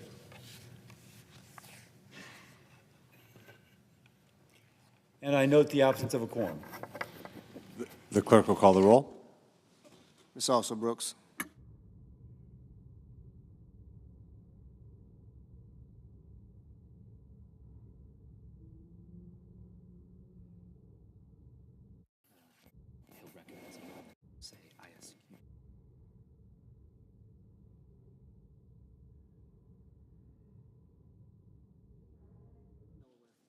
Mr. President, Recognize the senator from Delaware. I ask unanimous consent that the quorum call be vitiated. Without objection. Mr. President, according to Secretary Kennedy, the Trump administration is committed to building the most compassionate Department of Health and Human Services in the history of the United States. So I went to the dictionary and looked up the term compassionate. It means a sympathetic consciousness of others' distress, together with a desire to alleviate it. Yet the proposed Republican budget would make historic billion-dollar cuts to the programs real Americans rely on. Instead of alleviating distress, this big bad bill would actually exacerbate it. And late last night, House Republicans added even more distress to their Medicaid cuts. Changes that would cut care and prevent access to care for millions of Americans. changes that would cut funding that ensure safe, healthy births for newborns, changes that will endanger our parents and grandparents who live in nursing homes. So I rise today and seek true compassion from my colleagues and ask, in the words of the famous song, "Where is the love?" I rise today because I have been getting call after call, email after email, meeting with person after person, all worried sick about cuts to Medicaid. And I want to share some of their stories today. I want my colleagues to hear their names and understand the trade-offs they are making to support tax cuts for the wealthy while failing to shrink the national debt. Again, I'm going to say that again, while failing to shrink the national debt. Here are their stories. Emmanuel lives in Sussex County. When I met with him recently, he told me that if we pulled the thread of Medicaid, his whole life would unravel.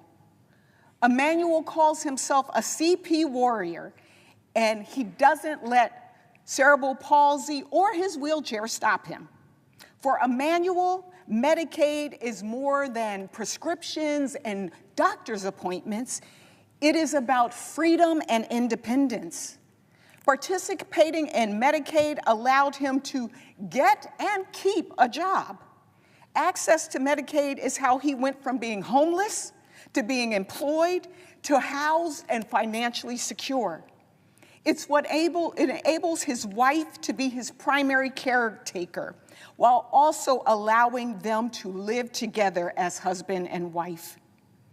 He struggles to plan for his future and that of his family, because his life depends on decisions that we make here in this body. Joy lives in Wilmington with her 34-year-old son, who she says is severely autistic. He receives amazing services from the Delaware Autism Program when he was in school and now attends their day program at Point of Hope. And you guessed it, Point of Hope is funded through Medicaid. Joy is literally terrified of what could happen if these cuts close that program. She doesn't know where her son will end up if they lose the support that Medicaid provides, and she can no longer take care of him. And Nancy lives in Dover with her 19-year-old son, Christopher, who was born prematurely. Christopher coded in the NICU and suffered from a brain injury. As a result, he is on a Medicaid waiver since he was 8 months old. For the last 19 years, Nancy has advocated for her family as well as countless Delawareans. She built her life around caring for Christopher in their home versus an expensive long-term care facility. Medicaid covers the medical equipment Nancy rents to keep Christopher alive. Medicaid covers the skilled medical professionals that help Nancy care for her son and give her respite. Nancy told me that Christopher's life depends on this budget. In her words, the debate about funding cuts feels like the rug is being pulled from under her. Emmanuel, Joy, Nancy, Christopher. These are just many of the stories that I've been told since our Republican colleagues started their crusade against care. These are real people with real needs that Medicaid fills. Real people who we shine the light on and not ignore. And I want my colleagues to hear their names. I want them to remember the names of the people in their own states who are imploring us to stand up and protect their access to care. The Emmanuels, the Joys, the Nancys, the Christophers. So, whether you are a person of faith or just somebody who cares about your neighbor, now is the time to move from the golden rule of treating others as you would like to be treated to the platinum rule, to treat others the way they want to be treated, with real compassion, and to start with protecting Medicaid. Thank you, and I yield back.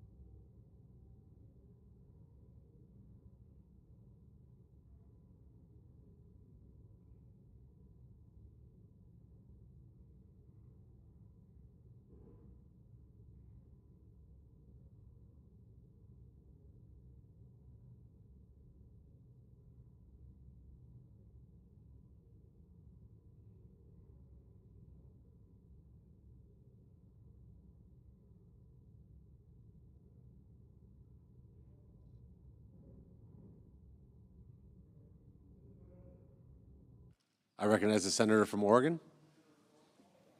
No. Then very good. Colleagues, using the Congressional Review Act to overturn waivers puts polluters in charge of government policy. In 1970, Congress passed the Clean Air Act. The law explicitly states that individual states like California can enact stricter emission standards to protect the environment if they receive from the Environmental Protection Agency a waiver. And states like Oregon can adopt those standards if they so choose. Since then, California has applied for, well, about 100 waivers. They have made vehicle emissions 99% cleaner than they were in 1970. I remember going down to Southern California in the early 80s and seeing how incredibly polluted the air was near LA. And I thought, how can anyone live here? It hurts your eyes, it hurts your lungs. People don't have that impression today, despite the amount of vehicle miles going way up, because of the incredible efforts California made to clean up their air from auto emissions. You know, in the last 50 years, California has never had a waiver revoked. That tells me they put together very competent proposals and that the nation supported their effort to clean up their air. But something different is happening right now. Senate Republicans are using the Congressional Review Act in ways that Congress never intended. And of course, the Congressional Review Act says if a rule is implemented and you're within 60 legislative days, it can be brought to the floor and it can be overturned by the House and Senate. And then if it's vetoed, well, then the House and Senate can overturn the veto if they have enough votes. But all about rules, no mention of waivers. Both the Government Accountability Office and the Senate parliamentarian say the Congressional Review Act cannot be used to overturn waivers because, quite simply, they're not rules. You know, here is the thing. Words have meanings, and you can only trust the law if those words are honored. And to magically say a waiver is a rule is a real travesty of lawmaking. But that's where we're at now. So what is this really all about, this Republican decision to invent new meanings to existing words when every bit of common sense and every bit of legal knowledge knows that that's a lie? Why did my colleagues engage in this massive deception? It's an end run around the policymaking process. They could have easily said, we want to expand the Congressional Review Act to cover waivers. And then you simply craft a bill, Republicans being in charge of the Senate and the House, they bring it to the floor, we debate it, it either passes or it doesn't pass. Has the advantage of going through committee and being considered and having people weigh in on whether it's a good idea or not. But to simply reinvent and pretend, if you will, that the color black is the color white or an orange is an apple, because everyone understands a waiver is not a rule. So it's unfortunate that the colleagues in charge of the legislative process have so corrupted it yesterday and today. Not even trying to actually enact a law to accomplish what they want. Instead, saying, let's use an expedited process that doesn't go through committee, where there is very limited debate, where there are no amendments allowed, in order to do a favor for a powerful special interest. What does that tell us about government in the United States? And my colleagues are choosing to be the agents for the powerful by inventing new meanings to words that don't exist, meanings that are not supported by the parliamentarian, they're not supported by the General Accounting Office, Government Accounting Office, GAO, because they are so dedicated to pulling the strings of government on behalf of the fossil fuel industry. That is corruption, plain and simple, on full display before the American public. That's what's happened. Think about what this means for the future of this nation. You can't count on a waiver staying in place. So how do you make decisions based on getting that waiver? Or you get a license from the government, but a license, maybe that looks a lot like a rule. It's an act of government, it's a decision. How's that different than a waiver? You can't count on that license not being taken away by this body. What about a grant? A grant is a government decision, kind of like a waiver, except it has money accompanying it. So now a grant can be brought here to the floor and wiped out. What about a permit? A permit is very close to being a waiver, saying, hey, you can undertake this process, we're giving you permission. Well, that's what a waiver does. It says, yes, you can undertake that process. So now, no one has a foundation for pursuing projects because they know that if the majority wants to play favors for a powerful special interest, they can wipe you out with no foundation of law. That's what happened here. And that is a travesty. It's a travesty that none of my colleagues, I would hope, if they reflected on it, outside the pressure of having their arms twisted, would engage in. And I know they would be highly critical if the parties were reversed. In addition, once that waiver is struck down, it suggests that under the rules of the CRA that a similar waiver might not be able to be granted in the future. So now you have two laws in conflict with each other. One law says you can grant the waiver. The other law says if something was struck down through the CRA, nothing similar can be done. How are we to resolve this? My colleagues have no answer.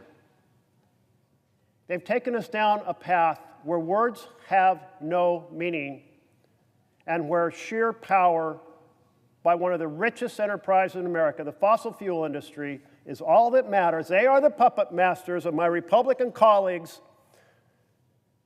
They have pulled the strings, and now we are in deep trouble to have an honest foundation for legislative action.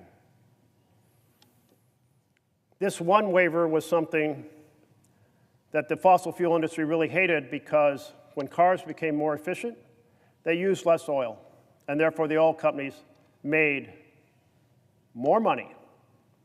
When these waivers were enacted, people were incentivized to buy cars that didn't even burn gasoline.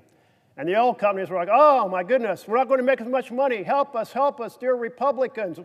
Help us out here. Invent something. Change the meaning of some words. Find some way to go past the normal legislative process to somehow deliver what we want. And my colleagues obliged. The damage is done. It's going to be extremely difficult to fix it. It's eviscerated half a century of California's clean air protections. It was the wrong thing to do to blow up the good work of a state seeking to solve its air pollution problem. It was absolutely the wrong thing to do to blow up the integrity of this body by deciding a waiver is a rule and undermining the ability of any group to act with confidence based on decisions made by the government of the United States. Because whether you have a waiver, or you have a permit, or you have a license, now you don't know whether some powerful interest is going to have this body rip it away from you. Let's work together to reestablish integrity in this chamber, integrity in our legislative process that was so badly damaged yesterday and last night. Thank you, Mr. President.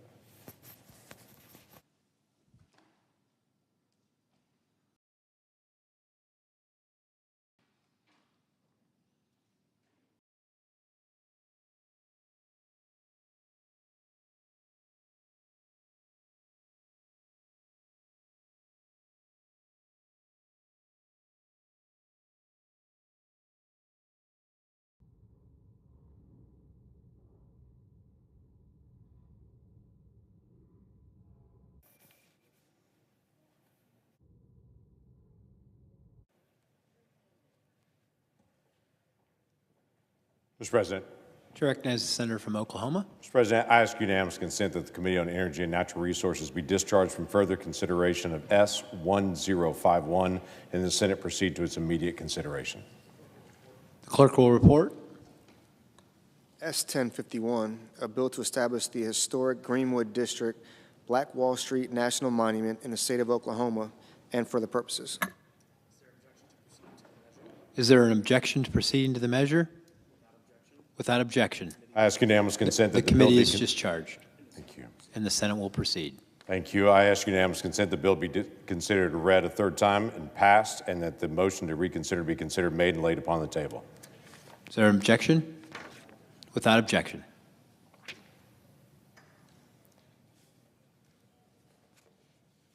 Mr. President, I rise today to talk about two separate issues that seem to be confusing in our current climate at this point. The first of those is something called nationwide injunctions. Now, for folks that don't track this issue of nationwide injunctions, they have no idea what this means. I would tell you it is a fairly recent thing. We have three branches of government. Any civics student in middle school knows that. We have the legislative branch, we have the executive branch, and we have the judicial branch, and all three have unique roles. The legislative branch that we're in right now, we write the law. The executive branch executes the law. Judicial branch interprets the law. Now, we know there's a difference between the House and the Senate. The Senate has a responsibility and the House has a responsibility, and they're different, but they're both in the legislative branch. Judicial branch also has different pieces as well, just like the legislative branch. There's a Supreme Court. We know that. It's right across the street. There's 9 justices that sit there, and they're the final decision maker on what the law says. But there's also daughter courts. There's circuit courts below the Supreme Court, and below the Supreme Court, there's district courts. District courts are scattered all over the country. And those individual small district courts that are scattered all around the country, those individual courts, they make a decision on the person that's in front of them. Now, again, this is fairly simple civics. When you have a federal case in front of you, you go to the district court and you file and you get time in front of a judge. Now, it may take time to be able to get there, but they make a decision on what is in front of them. That's what district courts do.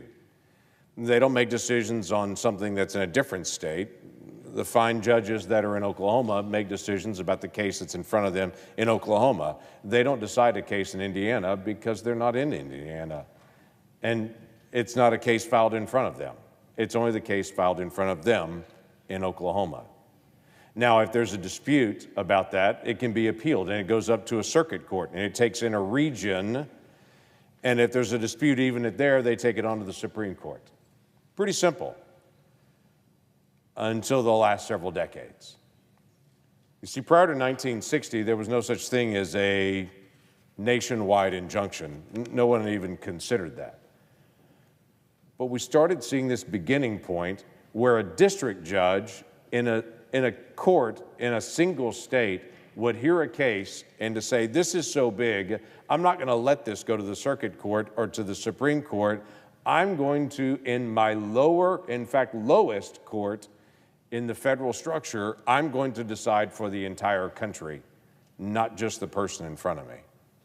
And there were just a few that happened at that time, and the Supreme Court kind of looked away because they seemed like big cases. But then it started to rise. During George W. Bush administration, there were 6 nationwide injunctions that were done in these local district courts. Under President Obama, there were 12 nationwide injunctions that were issued. Then under President Trump, the first term, there were 64 nationwide injunctions. As more and more individual district courts decided, I have an opinion, and I'm not going to decide about the case in front of me, I'm going to decide about the entire country.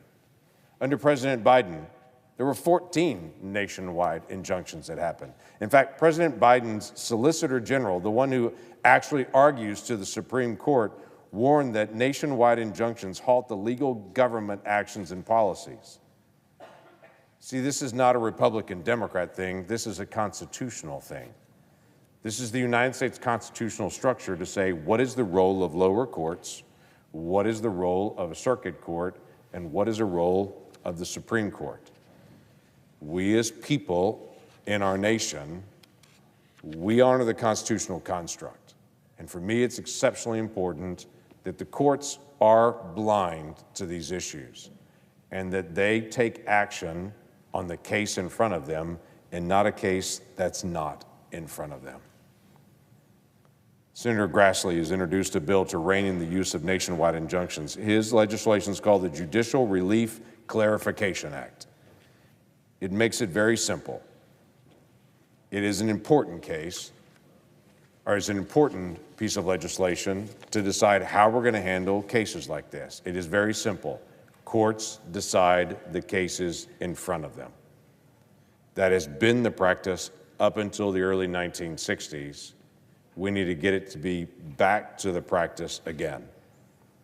Not a Republican issue, not a Democrat issue, a constitutional issue. Nationwide injunctions are a backdoor way for judges to actually write legislation and to bring the decision of the executive branch to a halt. The executive branch does have checks and balances, as does the legislative branch, as does the judicial branch. Those checks and balances are clear. If the executive branch does something inconsistent with the Constitution, it goes to our federal courts and quickly works its way up through the district court, circuit court, to the Supreme Court. The Supreme Court is the one who checks the executive branch, not each district court around the country. It is the Supreme Court.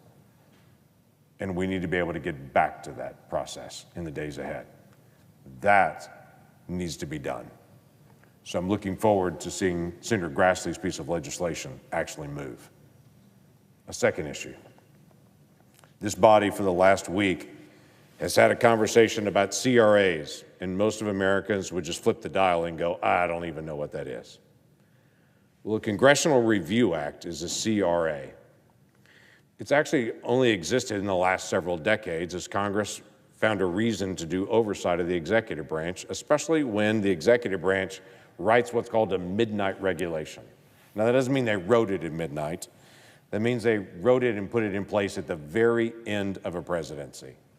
A Congressional Review Act says if there's a piece of regulation that's put in place, a rule that's done by an agency, and it's put in place, especially when there's a change in Congress and the White House, that the next Congress and the next White House can look at it and say, yeah, that's out of bounds. That's too big. That needs to be stopped. It was actually first used under President Bill Clinton. He put in what's called an ergonomics rule that literally changed the rules for every keyboard, every desk in America that would be produced. It was a giant rule they did at the very end. The next Congress came in and said that would cost hundreds of millions of dollars. And by the way, why should we in the federal government care what everyone's desk is like? Let people choose on that. And that simple statement, that simple first time that it was actually used, has started a process now of saying if an administration at the last minute puts in a rule that Congress then comes in and says you overreached your bounds, we can check it. Now, how do you determine whether it's a rule or not? What's a rule, what's not a rule? Because a lot of times agencies put out guidance or they put out orders, they put out all kinds of things. The Congressional Review Act is very specific. It says you can only take action on this when it is actually a rule. Well, there's two different ways that that's determined, actually. One is how much is it going to cost the entire economy? If it's over $100 million that it's going to cost the economy, it's a rule. It's going to have a massive effect across the entire economy. The second way is pretty straightforward. The Government Accountability Office, you'll hear it often referred to as GAO, in 2018, they came out and wrote their legal decision and said, it can either be a big thing that costs $100 million across the government, or I'm going to quote GAO in this in their decision that the CRA, the Congressional Review Act, gives agencies the primary responsibility for determining which agency actions meet the CRA's definition of rule. In other words, agencies get the first option to say, is this a rule or is this not a rule? If an agency says it's a rule, it's a rule. That's what GAO said. They came back a couple of years later and rewrote an updated document. GAO came out again and said in their legal opinion, when an agency submits a document to our office, that is GAO, to our office under the CRA, we consider that to be the agency's determination that the document is a rule under the Congressional Review Act. Now again, everyone's glazing over on this because this just seems like legalese. Why are we even talking about this? Well, because it's been in the news this week. Because something unique happened. In 2022, the state of California put in a request to the Biden administration and said, we want to do a rule that's different in our state for electric vehicles than the rest of the country. Now, you may say, well, they can't do that. Well, actually, interestingly enough, California can. California is the only state in America because they had environmental rules even before the Clean Air Act was done. And so California got a waiver, basically, to say if your rules are at least as strong as the Clean Air Act, you can have your own rules, but you have to ask permission. So that's part of the law that was originally written on the Clean Air Act. So California approached the Biden administration in 2022 and said, we'd like to have an even stronger rule on emissions and on vehicles. We want to have a rule that says by 2026, 35% of all vehicles have to be zero emission, or that is electric vehicles, by 2026. Now, they asked for this in 2022. So they said within 4 years, we want 35% of all the vehicles sold in California to be zero emission. And by 2035, we want 100% of all vehicles to be electric vehicles, to be zero emission vehicles. Now, they asked for that in 2022, as I mentioned before. The Biden administration took a look at it, and in 2023, the Biden administration sat down with the GAO, Government Accountability Office, and they started working on the text for this. And the specific question was, how could we make sure that this is not a rule, this is an order? And for months, they worked to be able to shape the language, to be able to make sure it was an order, not a rule. And then the Biden administration sat on it and did nothing with it. In the meantime, 11 other states said, if California does that for electric vehicles, we're going to do that as well. Because here's the other thing about the law I didn't mention. The way the Clean Air Act gave permission to California to be able to do their own rules, the Clean Air Act is also written to say, if other states want to adopt the California rule, because it's at least as strong as the national, other states could do it. So in the next few months from 2022 and 2023, 11 other states adopt this rule. Suddenly, this is not a single state issue. This is a national issue. In fact, it would now affect 40% of all the vehicles sold in America. This just shifted. This is not about one state anymore. This is almost half the vehicles sold in America now are going to have a new set of rules. Biden administration sat on that request. They didn't move on it. Now, they'd gotten their opinion worked out with GAO in 2023, but they didn't move on it, quite frankly, because the American people hate mandates. We don't like them at all. We like choice. We like to make our own decisions. I would dare say everybody in this room uses a different kind of ink pen because we all like our choices and options. We drive different cars. We wear different colors of ties and different shoes because we like our options. The Biden administration knew most American people would hate this rule because it suddenly created a nationwide mandate for what kind of car you could buy, and it had to be electric. So they sat on it. After the election was over, in late December of 2024 and into January of 2025, the Biden administration dropped their quote-unquote order and gave California permission now to be able to do zero-emission vehicles. By 2026, next year, 35% of vehicles that have to be sold across 12 different states were going to have to be zero emission, which would dramatically change car sales in America. They did it after the election. That is the very definition of a midnight regulation. That is the very definition of a rule. It meets both criteria. It's well over $100 million of impact onto our nation, and it affects multiple states. So when the Trump administration came into office, the Environmental Protection Agency immediately re-upped this, and they laid down and said, that's definitely a rule. That's a rule. The agency declared it. Now it's definitely hit both definitions. The agency declared it's a rule, and it's over $100 million of impact. But then a letter went to GAO. Remember I said in 2023 they had worked with the Biden administration? Someone in this body wrote a letter to GAO and said, hey, that thing you worked out with the Biden administration, do you still have that in a file? And GAO sent a letter back and said, well, we declared this in 2023 just an order because it only affected one state, just California. Here's the problem. GAO, as I mentioned at the beginning, in their very own legal opinion, said if an agency says it's a rule, and GAO doesn't even get involved. Literally, GAO broke its own legal opinion to now declare it's an order. Why would they do that? Well, they would do that to prevent this Congress from speaking to that rule. It would no longer be under the Congressional Review Act. I told you this was technical, but this was a fascinating little plot that went from 2022 all the way to the present to try to figure out how to get an electric vehicle mandate in America without ever having a vote in Congress. It was slick. It was well-shaped, except it was dependent on one thing, GAO breaking its own legal opinion. I happened to call the leadership of GAO just last week and said, as far as you know, has GAO ever declared something not a rule when the agency said it was a rule?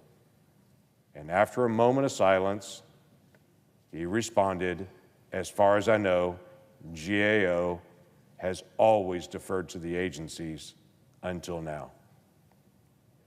They literally broke their own policy. They literally violated their own legal counsel. So now we're in a quandary. GAO has broken their own legal counsel.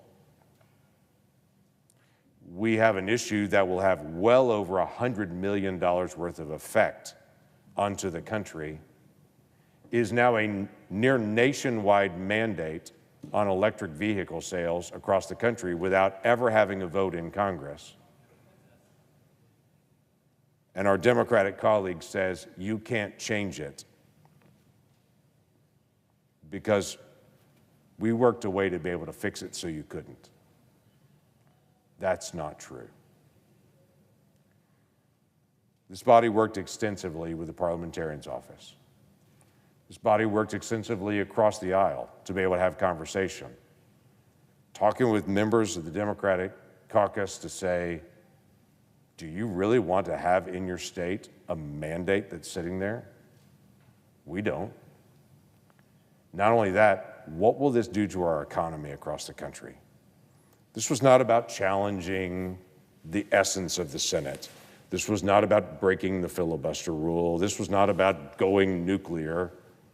This was about confronting an entity that broke its own rules intentionally to prevent this body from acting. This was a decision to make to say, can an agency impose on America a mandate that Congress never spoke to, never? Or does Congress get to speak to this? I would say to you as a member of the United States Senate, the United States Congress is the lawmaking body for the country. The United States Constitution begins with all legislative power shall reside in a Congress, not in an agency that wants to have electric vehicle mandates for every American. That's not how it works. So we worked to make sure that we were clarifying one simple thing. In the Congressional Review Act, in this time, as it has been every time it's been done, and for every time in the future, this one simple question: when an agency says it's a rule, is it a rule? It has been every other time until this time. We clarified that one question. It didn't change the dates of the Congressional Review Act. It didn't change the process. It answered one question that apparently was in dispute. That was never in dispute before, but now appeared to be in dispute. When an agency says it's a rule, is it a rule? And we clarified what it's always been. The answer is yes. It's a rule. And then we acted on that. And this body said, no, we will not have a nationwide mandate for electric vehicles across the country. By the way, I don't have any opposition to electric vehicles. If somebody wants to buy an electric vehicle, they should be able to buy that. I think a lot of them look like great vehicles. Buy it if you choose to. But we're Americans. This body should not mandate that everyone has to be able to buy one. This body should make the path that if people choose to buy one, they can. That's setting the rules of the road, saying, here's the definition of a safe vehicle. Pick any one of those safe vehicles you want to be able to have. But we just set the rules of the road and then get out of the way and let people decide which vehicle they want to drive on that road. That's what has happened this week. Now, I understand there's been a lot of bluster and a lot of trying to redefine what actually just occurred. But what has occurred this week is choice for the American people and clarification of what has always been. When an agency says it's a rule, it's a rule. Just like it was last year, just like it is now, just like it will be next year.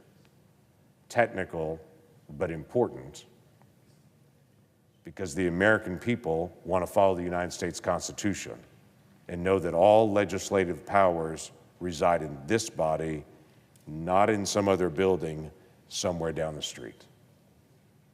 With that, I yield the floor.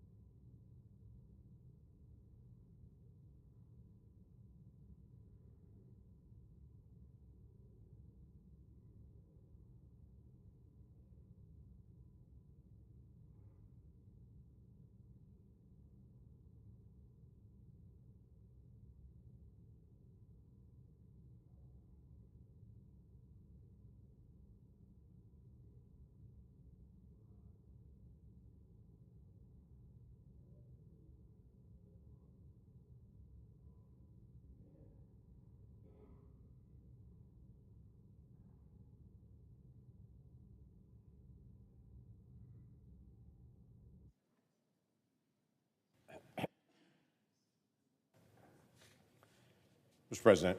Chair recognizes the senator from Oklahoma.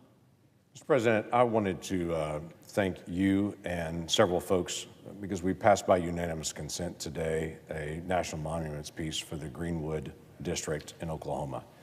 May the 31st of 1921, the largest race massacre in American history occurred in my great state in Oklahoma. It's in North Tulsa. That community was burned to the ground and destroyed in a race massacre. It's a scar on our nation's history and on my state's history, but it's an era that we remember for a reason, because we know how far we've come. The community in North Tulsa and Greenwood, they are turning tragedy into triumph, starting new businesses. It's a beautiful area. It continues to be able to grow and advance, but still bears the scars of over 100 years ago, the incredible fire and the massacre that happened there. What we did today with unanimous consent didn't change the property rights of any person in Tulsa or in Oklahoma. It didn't add intimate domain. It didn't change codes. It didn't give the federal government control of any square inch of my great state. It just gave a designation, a monument designation to that area. Very similar to some other places that it's just a designation so that we will always remember as a nation something significant happened here. And it's not just about what happened that day, May the 31st into June the 1st of 1921. It's what it was like before when it was Black Wall Street, and a thriving community. It was like what it was like afterwards when people stayed and rebuilt a community. It's like what it is now. It's people with great pride continue to be able to thrive in that community and still call it Black Wall Street based on the entrepreneurship that's there. So I appreciate my colleagues that have been involved in this. Chairman Mike Lee, Ranking Member Martin Heinrich, for their leadership in allowing this to be able to move today, to Angus King and to Cory Booker, who's been my partner in this now for years, to be able to move this particular designation. I just want to tell you, Mr. President, that I appreciate all the work of this body and what has actually occurred here and for allowing this to move, because it may not be significant to a lot of people in the country, but it is to us in Oklahoma. It is to the good folks in Greenwood, and it's not a bad thing for us to remember during this time period how far we've come and the work that's still yet to go. Mr. President, I also have 3 requests for committees to meet during today's session of the Senate. They have the approval of the majority and the minority leaders. Duly noted. Mr. President, I ask unanimous consent that the appointment to the desk appear separately in the record as if made by the chair. Without objection. I ask unanimous consent that the Senate proceed to executive session to consider the following nominations in block. All nominations on the Secretary's desk in the Air Force, Army, Coast Guard, Marine Corps, Navy, and Space Force, with the exception of PN 89 Matthew Ryan from the Army. That the nominations be confirmed in block, the motions to reconsider be considered made and laid upon the table with no intervening action or debate, and then no further motions be in order to any of the nominations, that the President be immediately notified of the Senate's action, and the Senate then resume legislative session. Without objection. I ask unanimous consent that as if in executive session, the nomination of Jeremiah Workman of Ohio to be Assistant Secretary of Labor for Veterans Employment and Training received in the Senate on May the 6th, 2025, be jointly referred to the Committee on Health, Education, Labor, and Pensions and the Veterans Affairs Committee. Without objection. I ask unanimous consent that the Senate now proceed to the in-block consideration of the following resolutions which are at the desk. Senate Resolution 250, SRES 251, SRES 252, SRES 253, SRES 254. Without objection, the Senate will proceed en bloc. I ask unanimous consent that the resolutions be agreed to, the preambles be agreed to, that the motions to reconsider be considered made and laid upon the table, all in bloc. Without objection. I ask unanimous consent that the Senate proceed to the consideration of SRES 255, which is at the desk. The clerk will report. Senate Resolution 255, honoring the life, achievements, and legacy of former United States Senator Christopher Kit Bond of Missouri.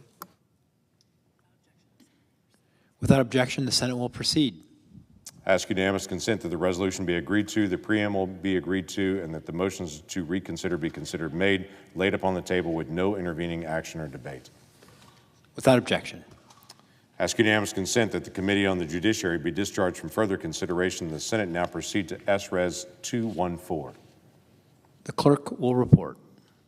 Senate Resolution 214, recognizing the significance of Asian American, Native Hawaiian, and Pacific Islander Heritage Month as an important time to celebrate the significant contributions of Asian Americans, Native Hawaiians, and Pacific Islanders to the history of the United States. Without objection, the committee is discharged, and the Senate will proceed. I ask unanimous consent that the resolution be agreed to, the preamble be agreed to, the motions to reconsider be considered made and laid upon the table. Without objection.